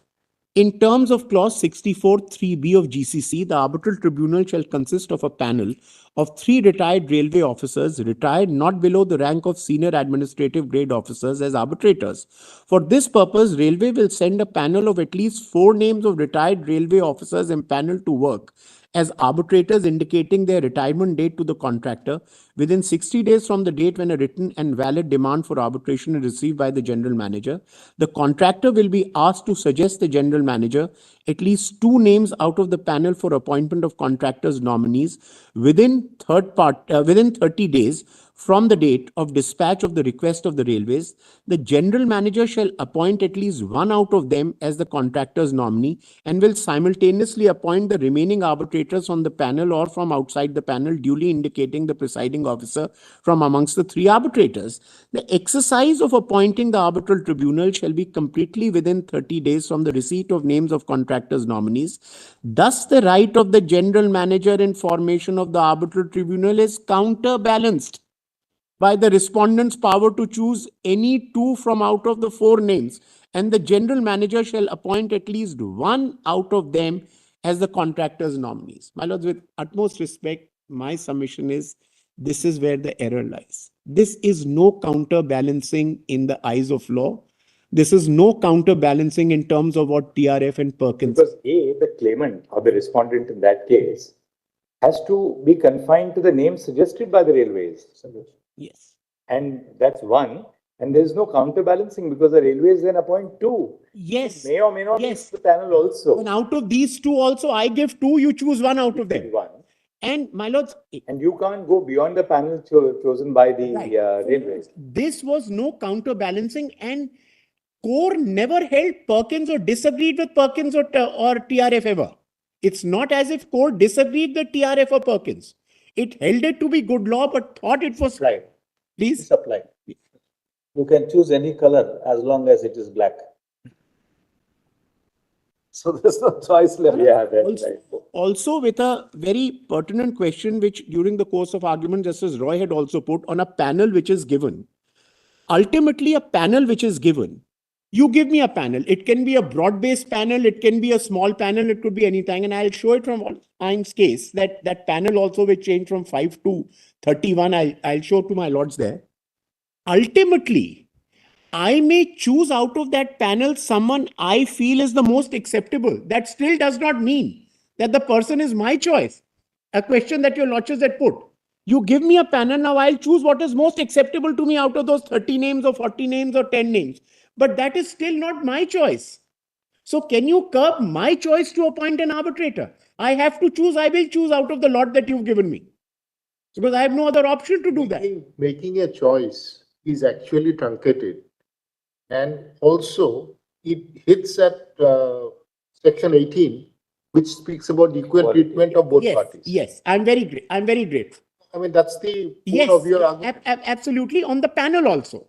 So a panel which is unilaterally curated by one party alone, which is unilaterally curated by one party alone without any say from the other party, with respect, our submission is, does not give us the choice as mandated by law or required by due process of law. Taking a cue from what fell from Brother Narsimha,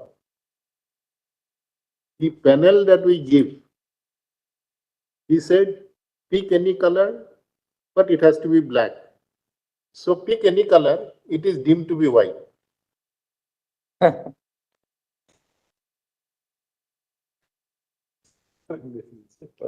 So, is that enough to say? And even in that judgment, I'll come to my lords and judge show where 5 became 31. We don't agree with that position also. These are Royisms. Yeah, I have not in my mind.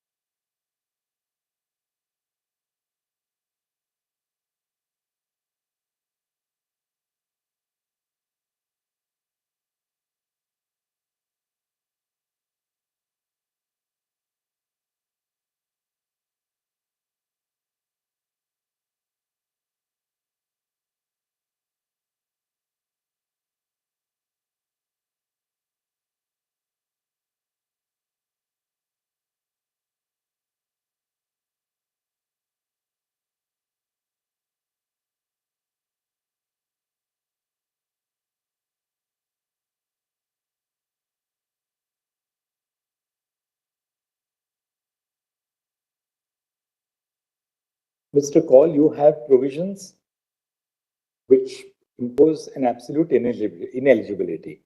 7 schedule read with section 12. In cases where the arbitrator is not ineligible within the meaning of the 7 schedule read with section 12, where do we actually source the prohibition in the Act?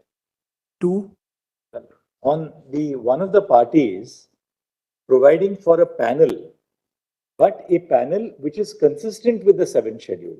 If that person is himself incapable of ineligible or being appointed as an arbitrator, he cannot also nominate or provide a panel. You are absolutely. Oh. How does he provide a panel? Well, how does he provide a panel? If the GM is to provide a panel. If Perkins and the other case are cases where the managing director would nominate an arbitrator. Right, because. So they say you can't act as an arbitrator because you are the managing director, therefore you cannot nominate. Right, and similarly, that managing director could not give a panel either. Because that panel is a panel curated by him, my lords.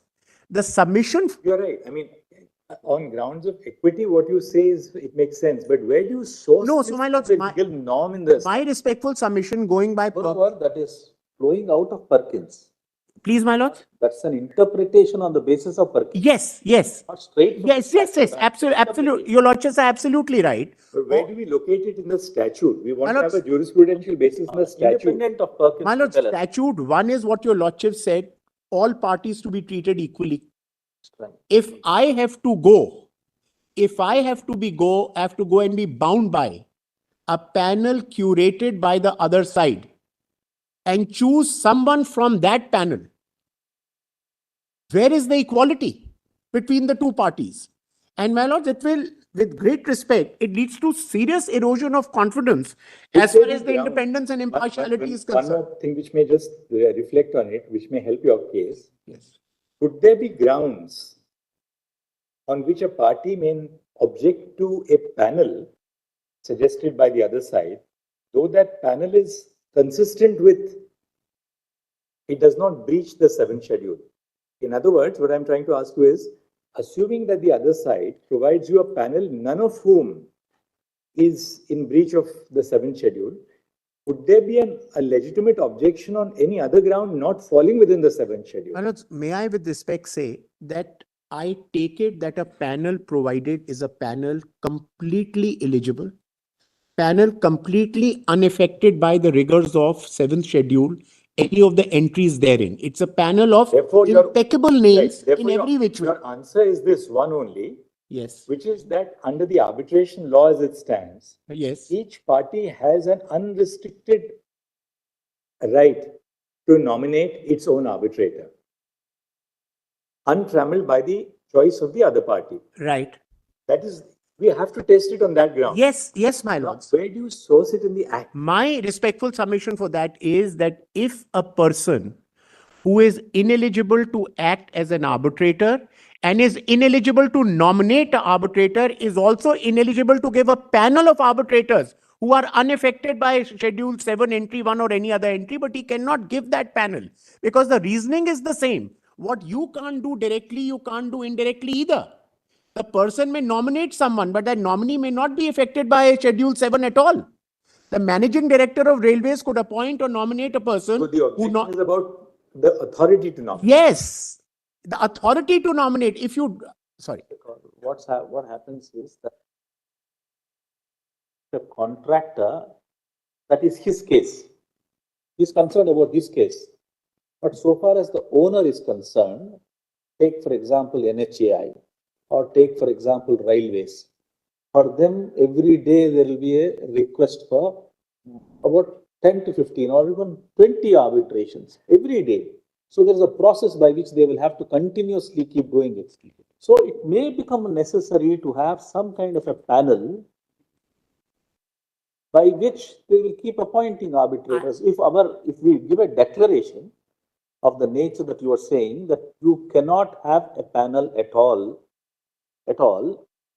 inter se in a contract between two parties, or owner of a public sector and a private, if panel is not permissible, then in each case, you will have to individually identify an arbitrators and then appoint it. The process of May I, situation will be very difficult. may I answer that, my lord? My lords, I'm not for a minute suggesting.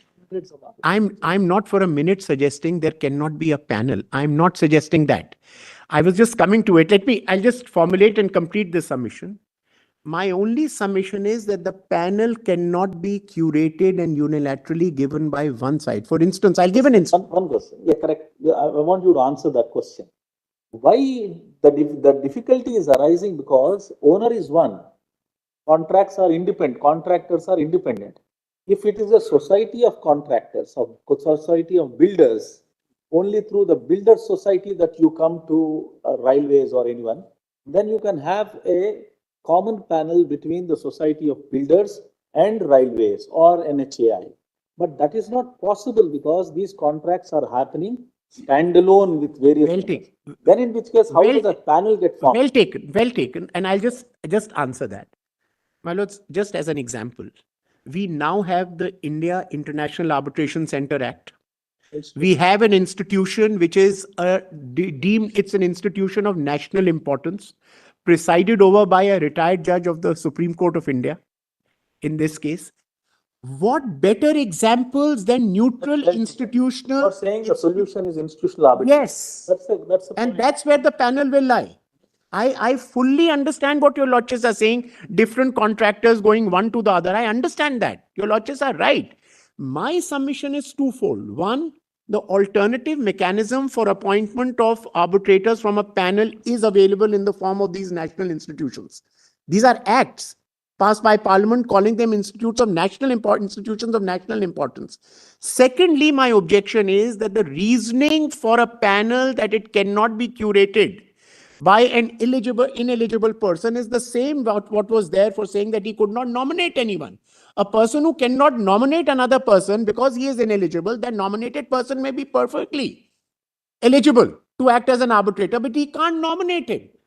Similarly, he cannot give me a panel of 30 or 50 or 5 names. Would it not be very extreme? I mean, you're right. I mean, yours is an extension argument that if you cannot act as an arbitrator, Mr. Railways, you can't nominate an arbitrator who will act as an arbitrator. And he may be eligible otherwise. But would that not be very extreme? Because, would that not be very extreme? Because if the panel which Mr. Railways nominates suffers from any ineligibility, then, because then it's a different thing. I'll tell you why. We are not really in the realm strictly of, this is really an amalgam in many of these cases of public and private law. Say National Highways Authority, Railways, National Hydropower Corporation. They are dealing with contracts worth thousands and thousands of crores. And they are purveying in public money. It's public expenditure and public revenue which is being spent. Now, would they not have a vested interest in ensuring that, look, we are not only concerned with the independence of the arbitrator we nominate, but we want to ensure that there is overall an independent arbitral tribunal. Therefore, the overall tribunal, because this possibly may multi-task huge, we've seen the nature of the awards. Why should we deny them completely the right to ensure that the arbitral panel consists of independent people? If they start nominating cronies, sorry, I use that expression, suppose they nominate a retired employee, certainly there's a problem. Then you point out something to indicate that this panel does not consist of independent names. But suppose they give names of people which are independent. Their only intention then is this. You have a problem with all the names we have suggested?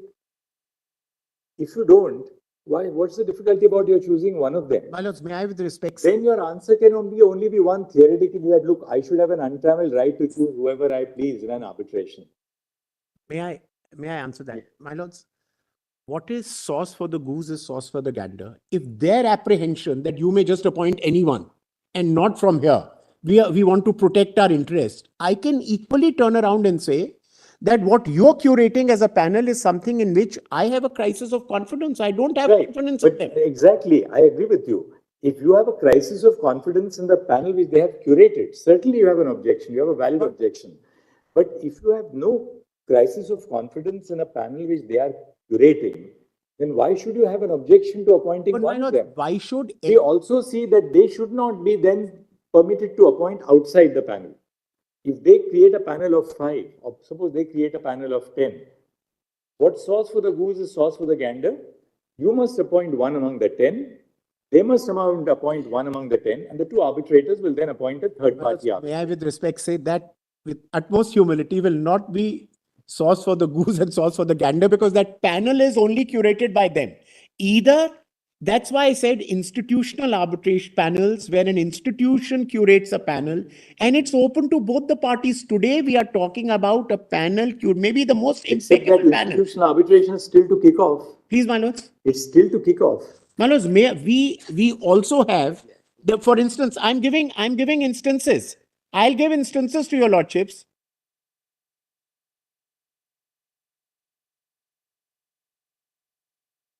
Manoj, we today have the Delhi Arbitration Center, the Mumbai Arbitration Center, all under the aegis of working under various high courts. Any of these institutions. I'm not today going about questioning every institution where there is a panel. I just gave an instance to your lordships that there's also an act. After all, we have the Hyderabad institution, the Delhi Arbitration Center, the the Mumbai Arbitration Center. Any of these institutes working under a credible institution, and can't get more credible than the High Court concerned. If any one of them maintain a panel from where both the parties go and choose their arbitrators, then the whole perception of not only being neutral but perceived to be neutral comes in. Why should I be in any way fettered by the panel you create? What is it that gives you the superior right, which I don't have to curate a panel just because you're the government or a PSU, that you get a superior right to curate a panel? And we should not go to an independent institution which gives us a name of people from which both of us could select. What is it that just being the state gives you the superior right? That's not recognized, my lords, under the law. There's no superior right vested in the state or any institution. At the end of it, really, your challenge is you are extending the Perkins principle, or you are basically founding it on the basis of 18, equality. Equality, and my lords, also, for instance, I'll just give an instance. For instance, there is not a direct answer. A gray area in the act. Not a direct answer. My learned friend points out something which I may just read out. It's not a direct answer to what your lordships asked me. For instance, grounds of challenge in section 12.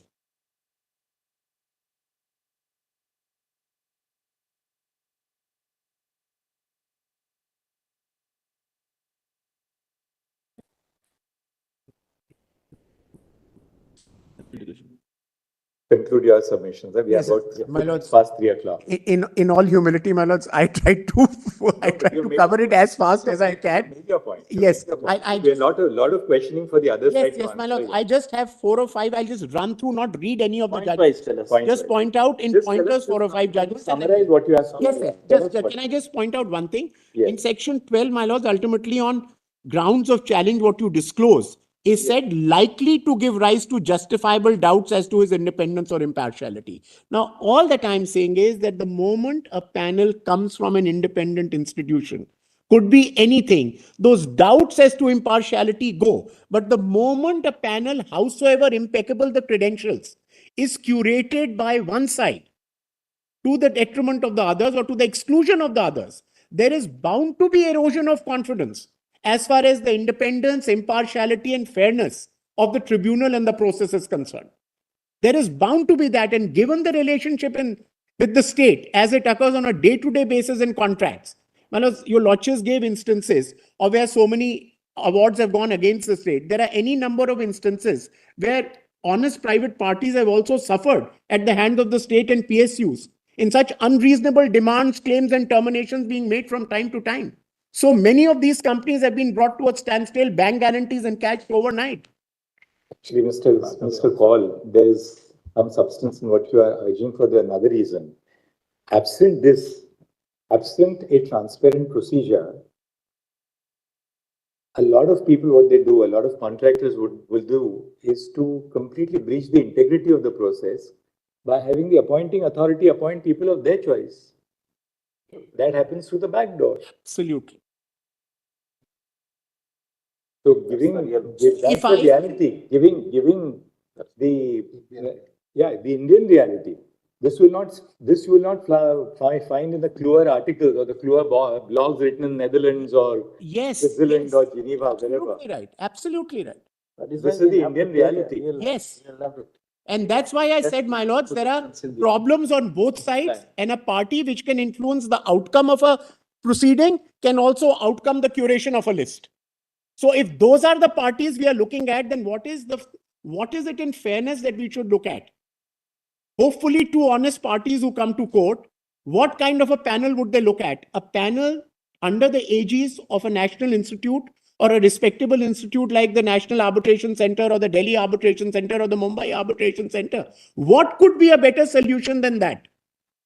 Where you completely erase any doubts that could be raised as to the impartiality and fairness of the tribunal, the panel. Now, Manoj, quickly, let me just run through 2 or 3 points on the judgments and then I'm done. Just formulate them so we take Yes, them down. yes, my lords.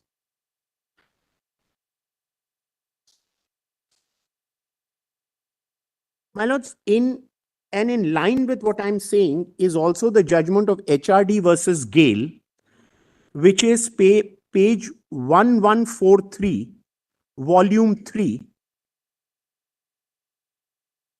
para 18, your lordships may note, effectively saying that with the 246th Law Commission report and the amendments which have been brought about to the Arbitration Act, they did two things. They narrowed the grounds of challenge under 34 and they introduced 7th schedule and 5th schedule, and section 12 was amended to the Act. The Supreme Court emphasized that in view of these narrow grounds now, we must be even more careful in preserving independence, impartiality, and neutrality of arbitrators, which was said in para 18 of this judgment. That now you have further restricted the grounds of challenge. Thus, even greater care as far as neutrality and impartiality of the arbitrators is concerned. Manoj, as far as the judgment in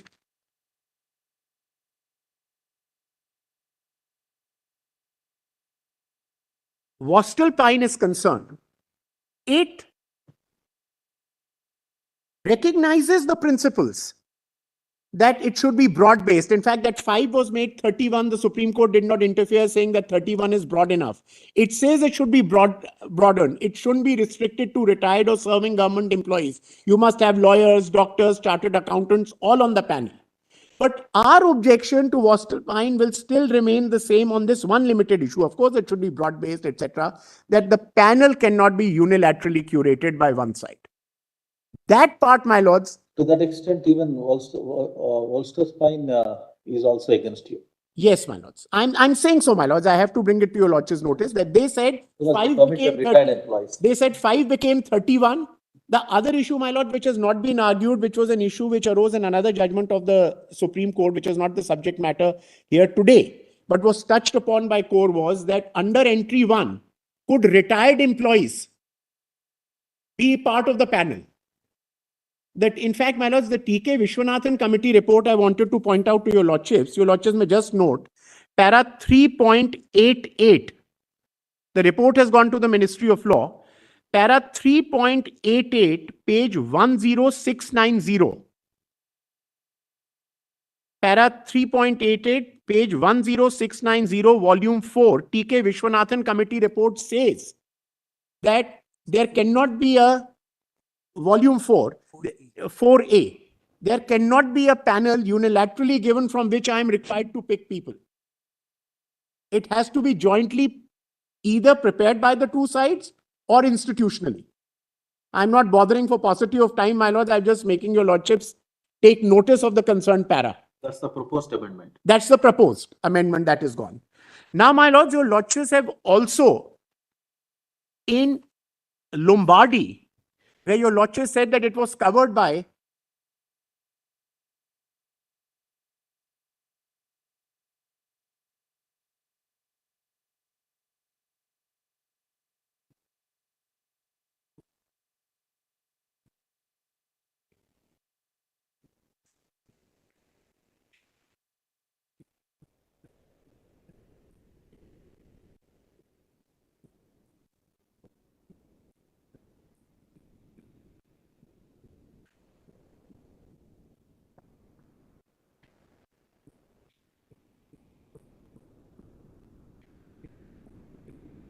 Yeah.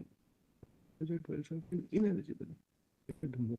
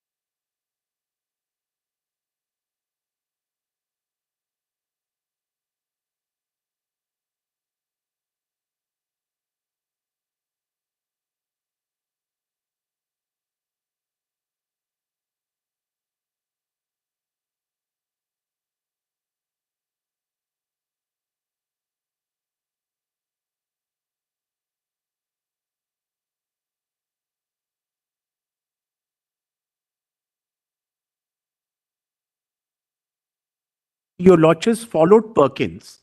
And then on the pre-deposit part, because it talked about a percentage being pre-deposited for arbitration to be invoked, your lodges invoked the general principle of legal due process, unconscionable contracts, and something being unconstitutional. So your lodges held that such a contract or a clause which is unconscionable can be struck down, as your lodges have held in many other judgments. So all that I'm saying is that apart from the specific that your lodges were asking for tracing the impartiality to the clause in the Arbitration Act, the fact is wherever your lodges have found a clause to be unconscionable, constitutional, your lodges have dealt with it and struck it down. And Glock also, my lords, your lodges applied Perkins, followed Perkins, and took note of the Law Commission in that as well, my lords. I'm very grateful. If there's something else, my lord, we'll assist in the Thank you, rejoinder. Mr. Kaur. Very grateful. Thank you. Now, My lord, do I have your lordship's liberty? certainly, Mr. Yes. Certainly, Mr. Kaur. Let's come back in 2 minutes. We'll just take a little break for 2 minutes and come back.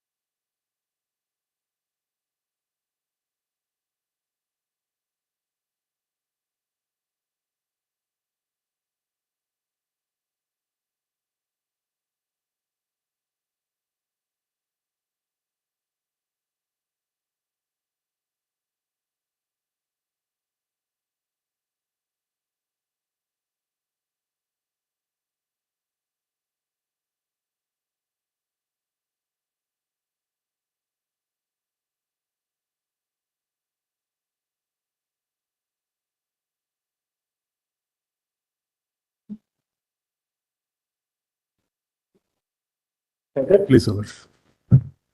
Lord, I'll just address three of the points which I wanted to give clarification to. Can you formulate it? My Lord, the first point is, my Lord, now the short issue before your Lordship is whether to sustain an arbitration clause as upheld in the core. So when this is coming, let us see the basics of the arbitration clause, my Lord. Basics of an arbitration clause, it is also a part of a contract.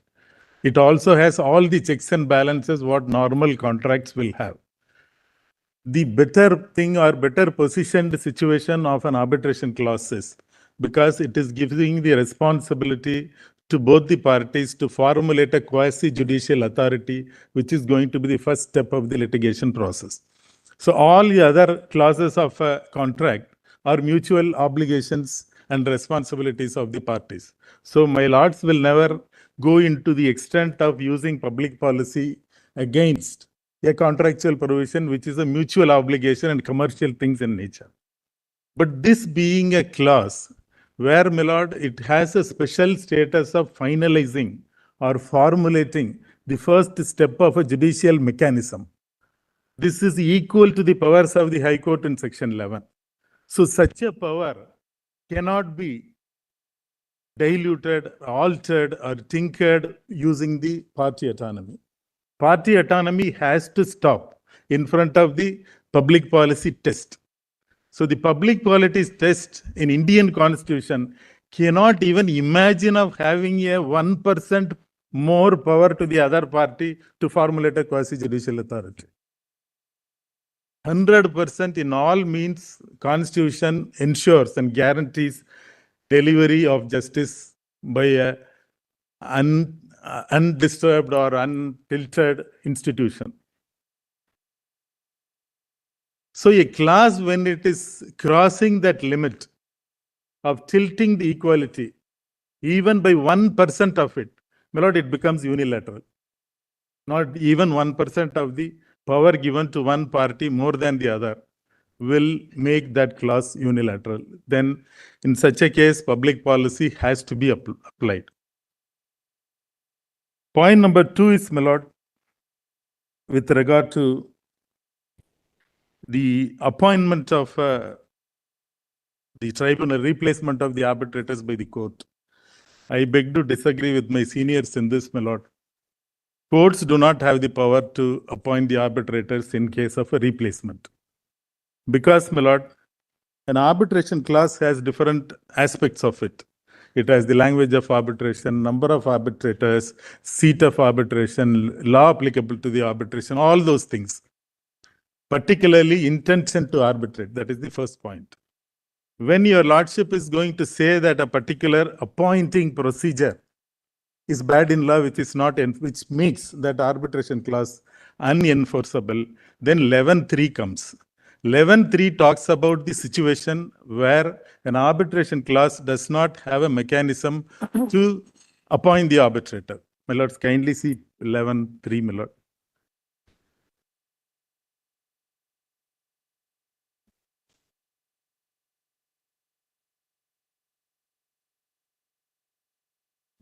May I read it, my lord?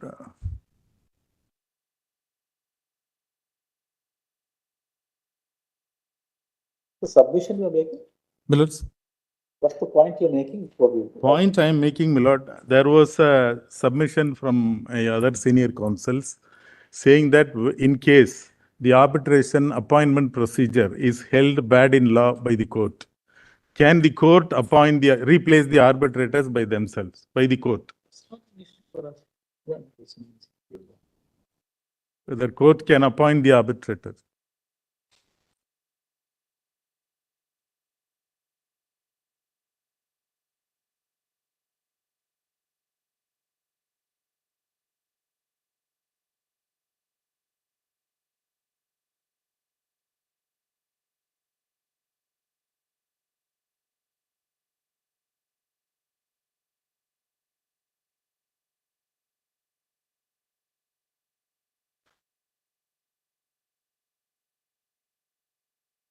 Therefore, that is the procedure is invalid. The court has no power to appoint you. It's not severable. It's provided in the law, my lord. 11.3 says that. Yes. A person of any nationality may be attend the arbitrator. 2 says, subject to subsection 6, the parties are free to agree on a procedure for appointing the arbitrator or arbitrators. Third, failing any agreement referred to in subsection 2, in the arbitration where 3 arbitrators, each party shall appoint 1 arbitrator, and the 2 appointed arbitrators shall appoint the 3rd arbitrator, who shall act as the presiding arbitrator. So according to you, the procedure fails, so the procedure is held to be invalid. Procedure held to be invalid. That particular portion alone vanishes. The rest of the arbitration clause remains. Applicable law will remain. The number of arbitrators will remain. Intention to parties will remain. Seat of arbitration will remain. Only missing link is appointment of the arbitrators. So at that point of time, this 11.3 is the appropriate section to apply. 11.3 will come into play after 6, no? My lord, Under subsection 2 talks about 6. yes, my lord. My lord, Then the point is something else. Anyway, you complete. You make yourself. yes, my lord. Don't want to interrupt. My lord, 11.6 talks about all failures, my lord. 6. 3 weeks.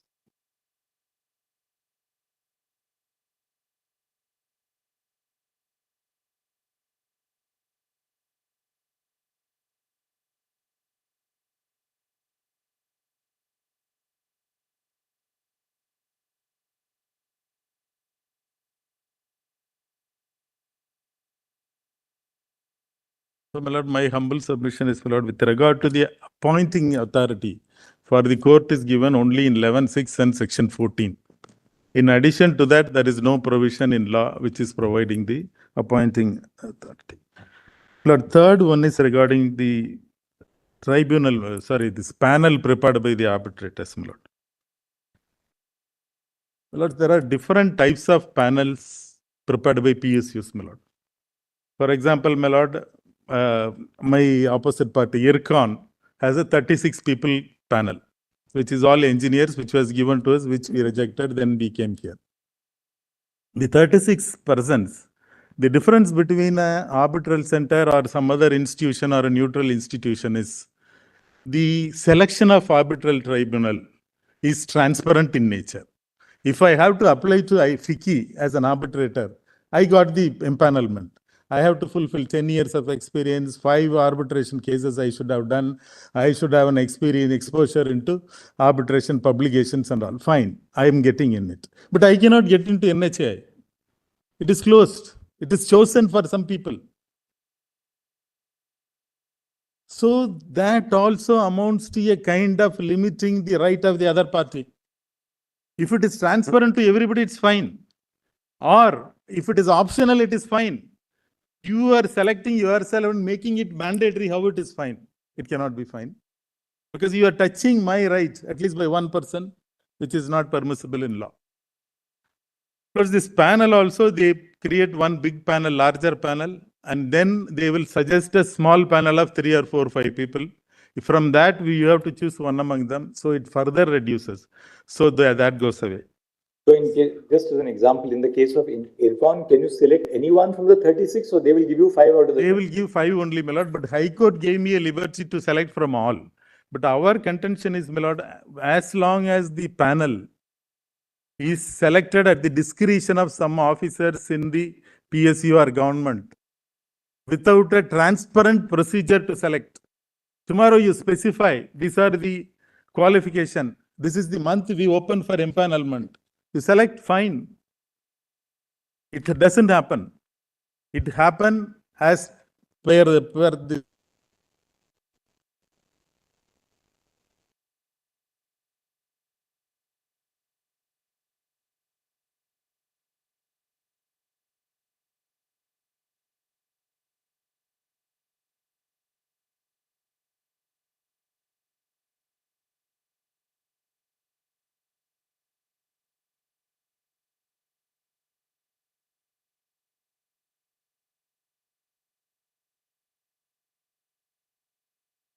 whatever it is. There are various ways. Or if they want to make a panel, as my lord said, NHAI may have 100 cases. They cannot go and select at that point of time. They have a panel. Then don't compel me to select from there. Let it be an optional panel. If I like, I select. Otherwise, I select from somebody else. That's all my. Just one query. Yes, ma'am.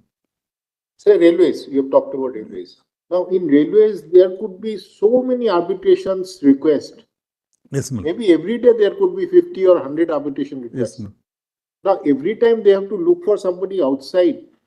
If they don't have some structure in place, that from this will make choices. Perfectly all right, my lord. My lord, we don't have any objection to having an arbitration panel by themselves for their use. For us also, it can be given as an option. These are the people, their profile is this. If you want, you can choose. But you don't make us also compelled to choose only from them. Let it be an optional panel, my lord. No, optional panel is... Because among the three, my lord. It's an optional panel. How? We are just trying to understand your logic. My lord, there are three arbitral... No, just a minute. Yes, my lord. Yes. A panel is there. Say railways, let's take railways. Panel is there. Yes, ma'am. And you are saying that if they ask us to choose from there, it is all right, but they should not give those choice of 4 or 5. Is that what you are saying? Even choosing, my lord, your my rights are reduced, my lord, because right. it is Then not a how are you transparent saying- panel. Then how are you saying that panel is all right? He says. My lord, panel...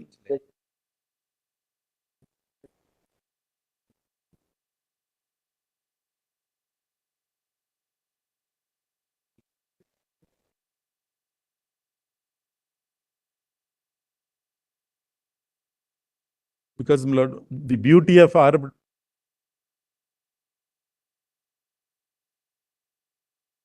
Yes, my lord, I am not. Railway can say that I select A out of my panel of 50. Yes. And the contractor says he is not of this 50, but he is my nominee. Yes. And between the two, they will have the... Perfectly all right. And if That the is contractor, according to you, wants to select one from the railway panel, that's fine. That's his choice. Fine, my lord. Give him a choice. According My lords, the beauty of arbitration is, my lord, if a party is selecting an engineer in an engineering contract, if contractor is selecting a judge or some legal person, that will be a very nice combination. No requirement for an expert witness. If there are two judges, there is a one engineer. So these all can happen when the liberty is given to us. When liberty is curtailed, all these go. Everybody sits, all three retired engineers.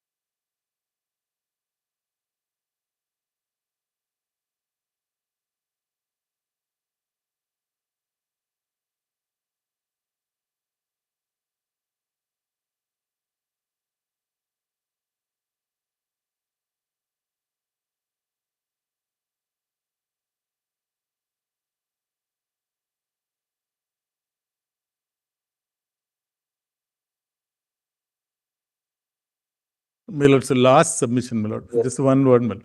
My lord, section 12, schedule 5 and 7, in my opinion, should be kept away while deciding this matter, my lord. This is a matter which is going to decide a system which is going to test the arbitration clause and its validity. My lord, that is a post-appointment system. That post-appointment system prescribes 19 items in the Schedule 9 and 34 items in Schedule 5. They are only an opportunity for the parties to know about their personal connections. So that is a different issue that should not be kept in mind while deciding this. Here, my lords are going to decide the validity of a clause or a system which will ensure neutral arbitration. Lord. Much obliged. Thank you so much, Mr. Ravi Shankar. Mr. Rohan Kalwar. My lords, I'm going to address my lords firstly on a proposition which has not been discussed, which is the skewed incentive which arises in unilateral appointment procedures. My lords, on two stakeholders, one is the appointing authority. So you're saying skewed incentive. My lords, in cases where there are unilaterally appointed panels or unilaterally proposed panels.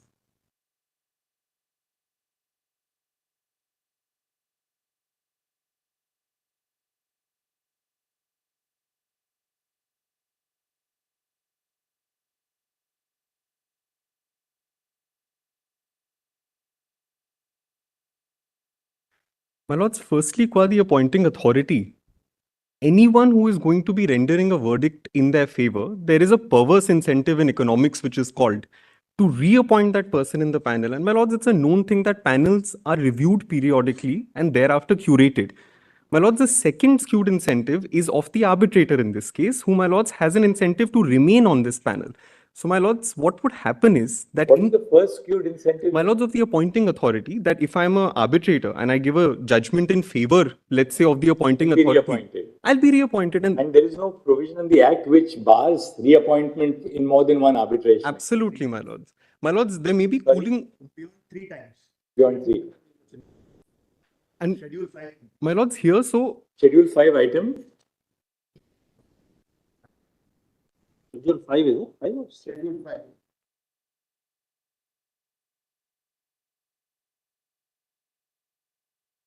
Previous services. Item 20. 22. Yes, ma'am. 20.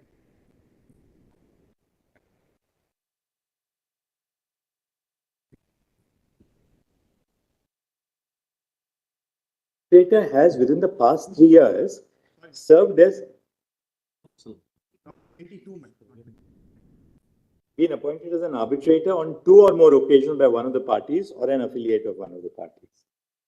my lords, however, this is on the point of impartiality at the stage where I'm questioning the appointment. I'm saying that in a year, So in 3 years, you can't accept more than 2 arbitrations from one party. my lords, however, if I'm to be Therefore, it's clear in a case where you come across a situation where a person in the panel has already been appointed twice, you would say that you can't appoint him at all. my lords, firstly, these aren't That's disclosed. different from what's being argued. But what one more thing was saying after.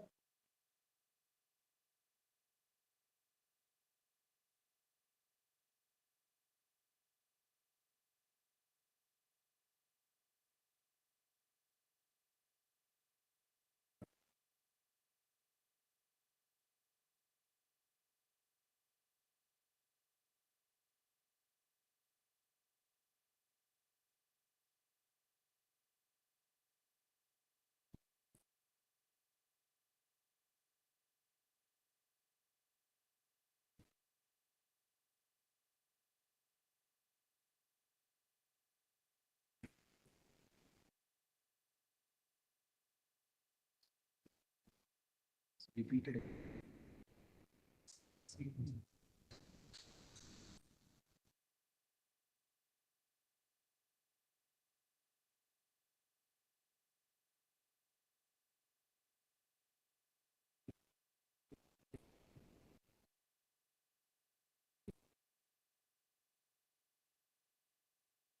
My lords, I will only pick a person even after the scope of 3 years who has decided in my favor, and within those 3 years, I can repeatedly appoint up to twice for someone who's decided in my favor. This is qua the appointing authority, let's call them railways.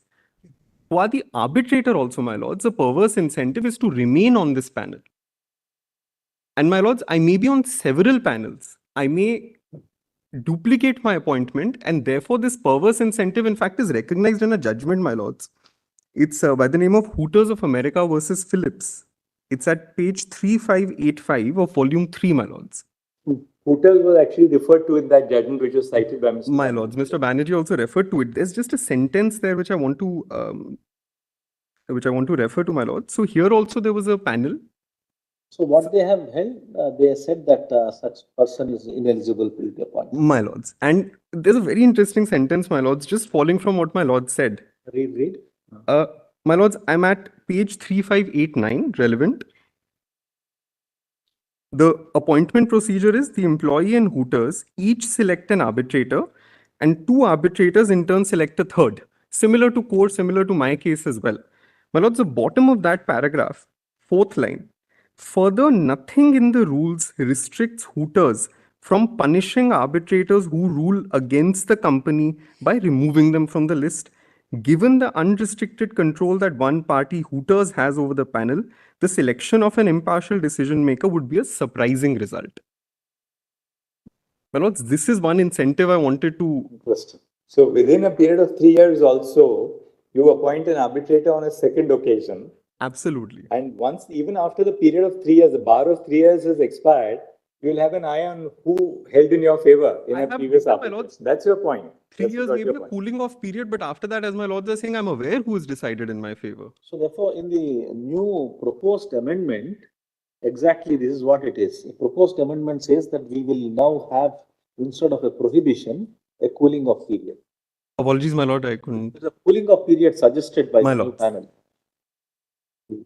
And my lord, the second point I want to raise is regarding the legislative infraction. What is exactly prohibited under this act? My lords, I want to read a sentence at the cost of repetition in TRF and one sentence in Perkins. If my lords may have page 1033 of TRF. What do you want? Was the submission? My lords, the submission is that there is a implicit legislative bar arising out of the fact that an individual who has an interest in the outcome of a dispute cannot be made the appointing authority.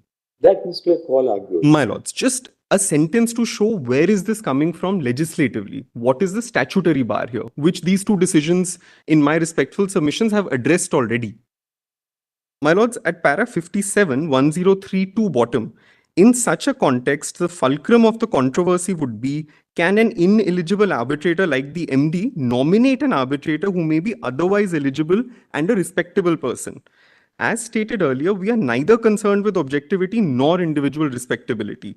We are only concerned with the authority or the power of the managing director.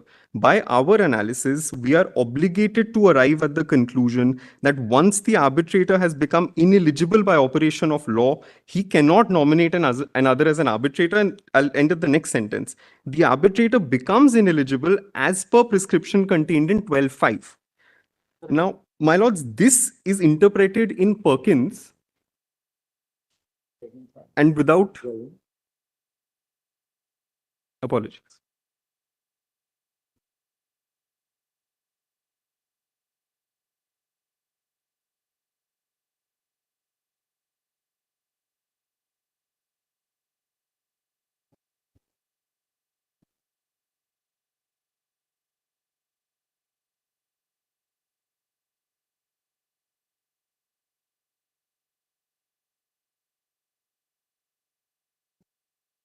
My lords, this next sentence from Perkins is at 1274, my lords. I'm reading paragraph 16, where they interpret what is this.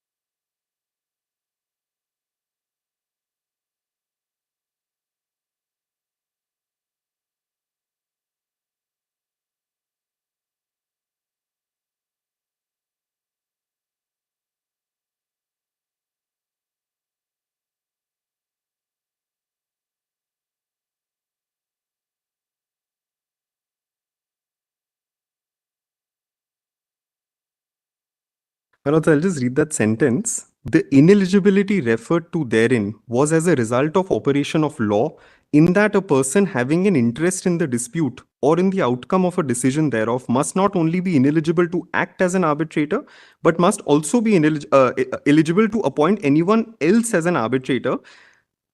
My lords, at the foot of this paragraph, that has to be taken as the essence of the amendments brought by the Arbitration and Conciliation Amendment Act 2015.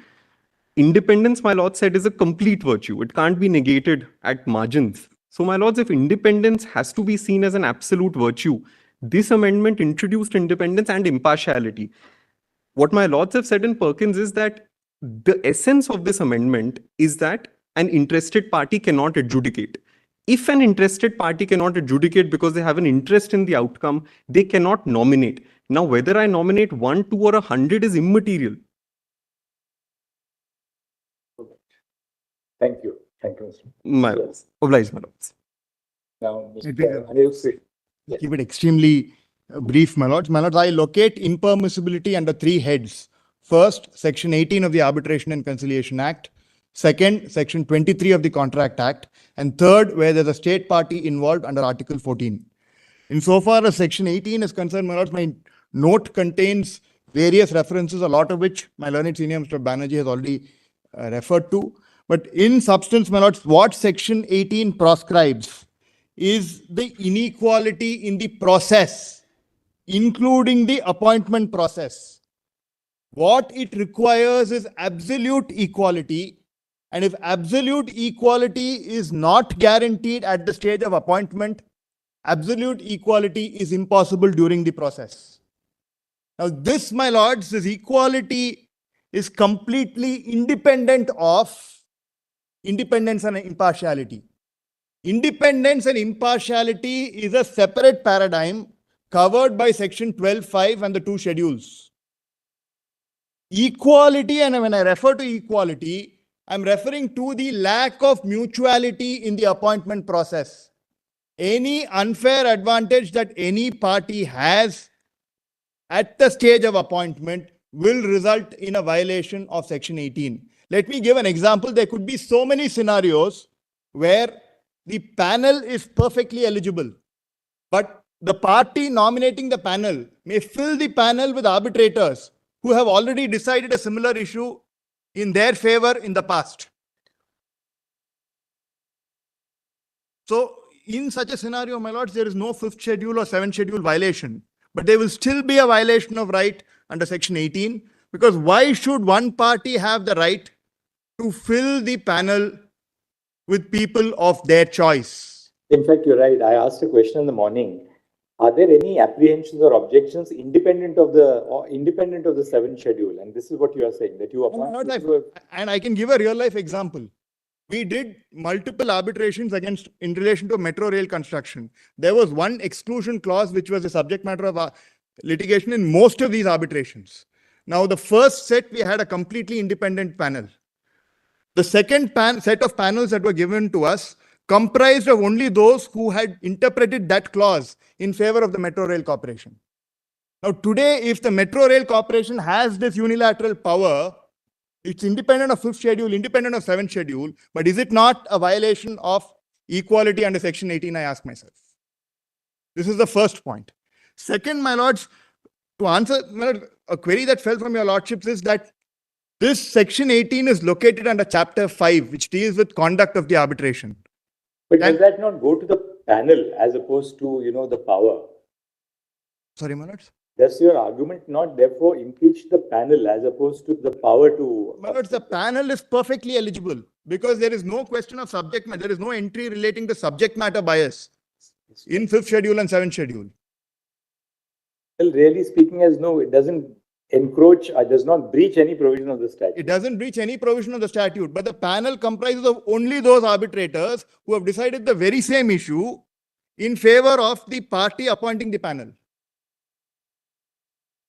That's the reason why, my lords, even though party autonomy is important, party autonomy has to be balanced with...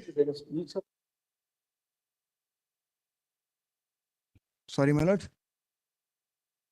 As against each of the arbitrator who had decided similar cases against them. They have only decided one such case, but that's enough. They have not decided more than two, so therefore fifth schedule will not come in. So today there is no grievance against the individual arbitrators, but it is that party that has filled the panel with persons who have already decided the issue in the past. A party should not be permitted to weaponize the appointment process.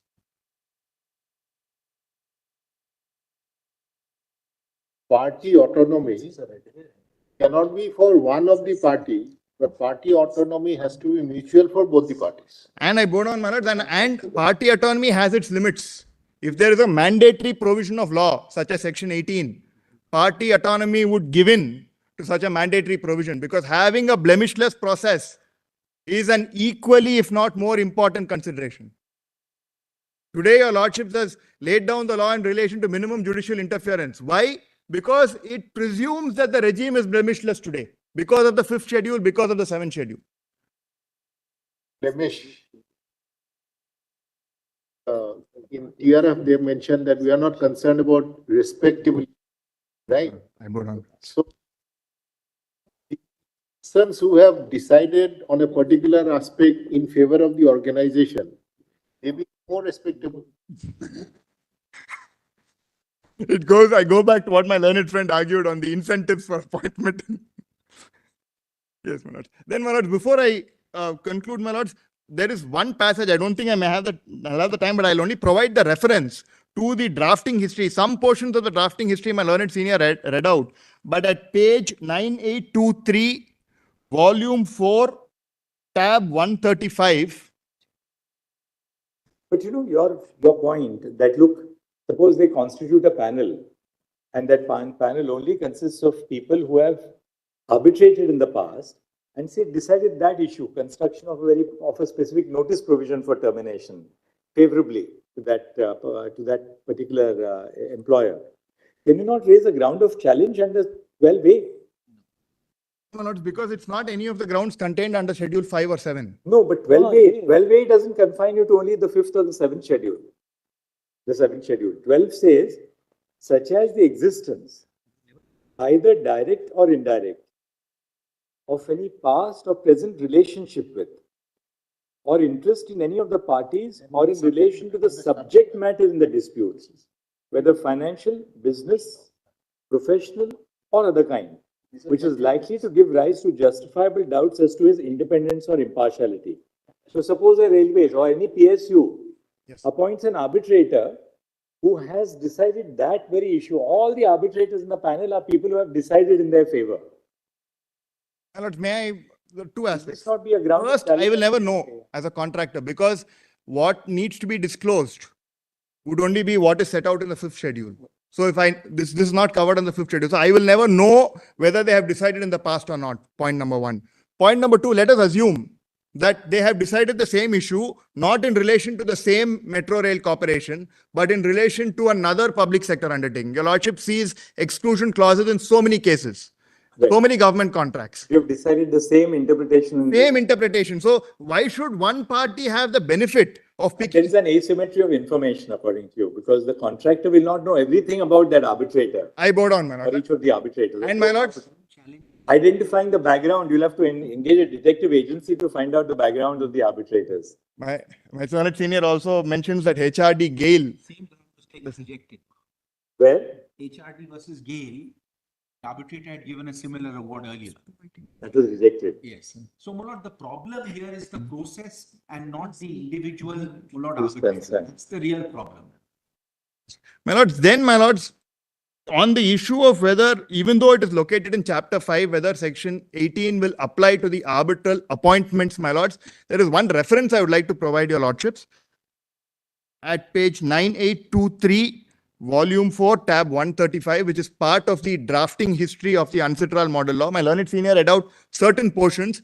This portion also deals with it and specifically says that it will apply to the agreements between parties in relation to the procedure for the arbitration. And even when your lordship sees the scheme, even though it says conduct of arbitration, 18, 19, and 20 are prior to the notice of arbitration. 19.2 gives parties to agree upon the liberty in relation to the procedure. 21 gives parties a liberty to agree upon the place of arbitration. Therefore, when you look at the scheme, even though Chapter 5 deals with conduct, it begins with the agreement between parties on various aspects before going into 21, which is the commencement of the arbitration, and thereafter the procedures like pleadings, etc. in the arbitration. Therefore, my lord, the reading of the scheme, along with the drafting history in my respectful submission, would in my respectful submission make it clear that section 18 applies to the appointment process as well. This passage, my lords, is very, very clear. The passage that I just mentioned, I've referred to it in my note, my lords. I don't want to read it out because of the paucity of time. Finally, my lord, just one, before, if your lordships is to accept this contention that section 18 applies, there are various issues that will arise. What happens to arbitrations that have been concluded? What happens to arbitrations where the challenge is pending? Because section 18 was unamended, it will apply even in the pre-2015 era. Therefore, your lordships may consider using the power under Article 142 to restrict the applicability in a post-2015 scenario where a challenge has been raised and is pending before a court today. Because if it is going to apply across the board, it will. Second consequence, what happens if the offending portion alone is severed? Can the doctrine of severability and blue pencil rule be adopted, and can the court then go ahead and appoint an independent arbitrator? In this regard, my lords, if one party has provided consent on the basis that it has a right to unilaterally appoint or appoint a panel, that goes to the root of the consent to arbitrate. Therefore, in my respectful submission, the doctrine of severability and blue pencil rule cannot be read in because it vitiates consent in the first place. So if your lordship is to accept the section 18 argument, the arbitration clause itself goes, point number 2. Point number 3, who can raise it? Can today the party that has nominated the panel and thereafter lost in the arbitration go and challenge it saying section 18 has been violated? In my respectful submission, your lord, that the answer would be no, because in such a scenario, the right under section 18 itself would not kick in. Section 18 is a right that accrues for the benefit of the party that is discriminated against. Deeply obliged, my lord. There are a lot of foreign judgments and articles that I've referred to in my note. I don't want to go into all of them. Deeply obliged. Lord, I will take 4 minutes exactly, since Lord, I appear for Shaparji Palanji, Lord, which is a contractor. We had filed an intervention, Lord, and mentioned yesterday. Lord, I have mailed my note to the court master, and very briefly I have formulated my points over the lunchtime. I just give copies. Lord, we are carrying the hard copies also, Lord.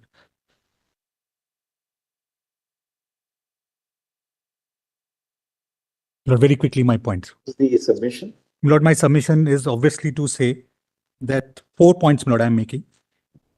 Section 7, which talks about arbitration agreement, does not include an agreement on who will appoint.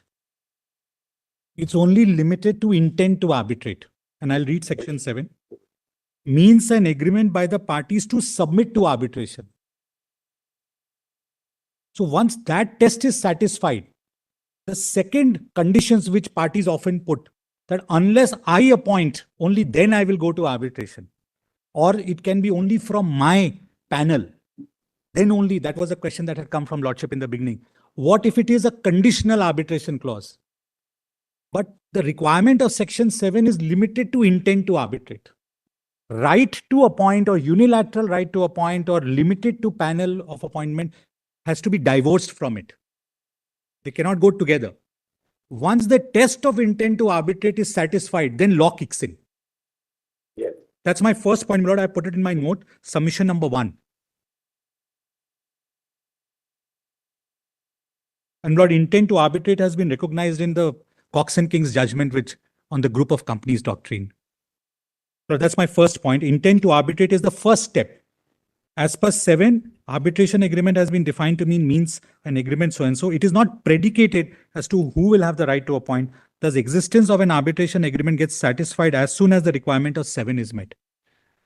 Now, my second point is there are 3 aspects of constitution of an arbitral tribunal: intent to arbitrate, commencement, and procedure. These are the 3 aspects before a tribunal is in place. Now, 11.2 uses the word parties are free to agree on a procedure. But actually, the main mischief is here. How much stretching do we give to the word procedure? Does it mean procedure in case parties fail to agree? Or would Lordship consider procedure to mean even determining who will appoint among the 2 parties? Procedure will only mean, my Lord, methodology. The real problem is procedure, my Lord. If Lordship gives interpretation to the word procedure in 11.2, the entire problem gets solved. That's the Gordian knot.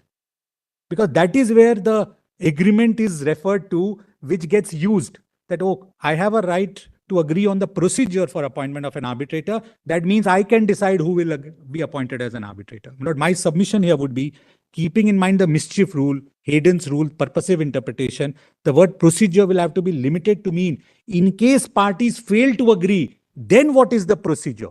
Lord, that is what is the fallback also in 11.5, my Lord. Then 11.8, which Mr. Banerjee had referred, my Lord, has the words independence.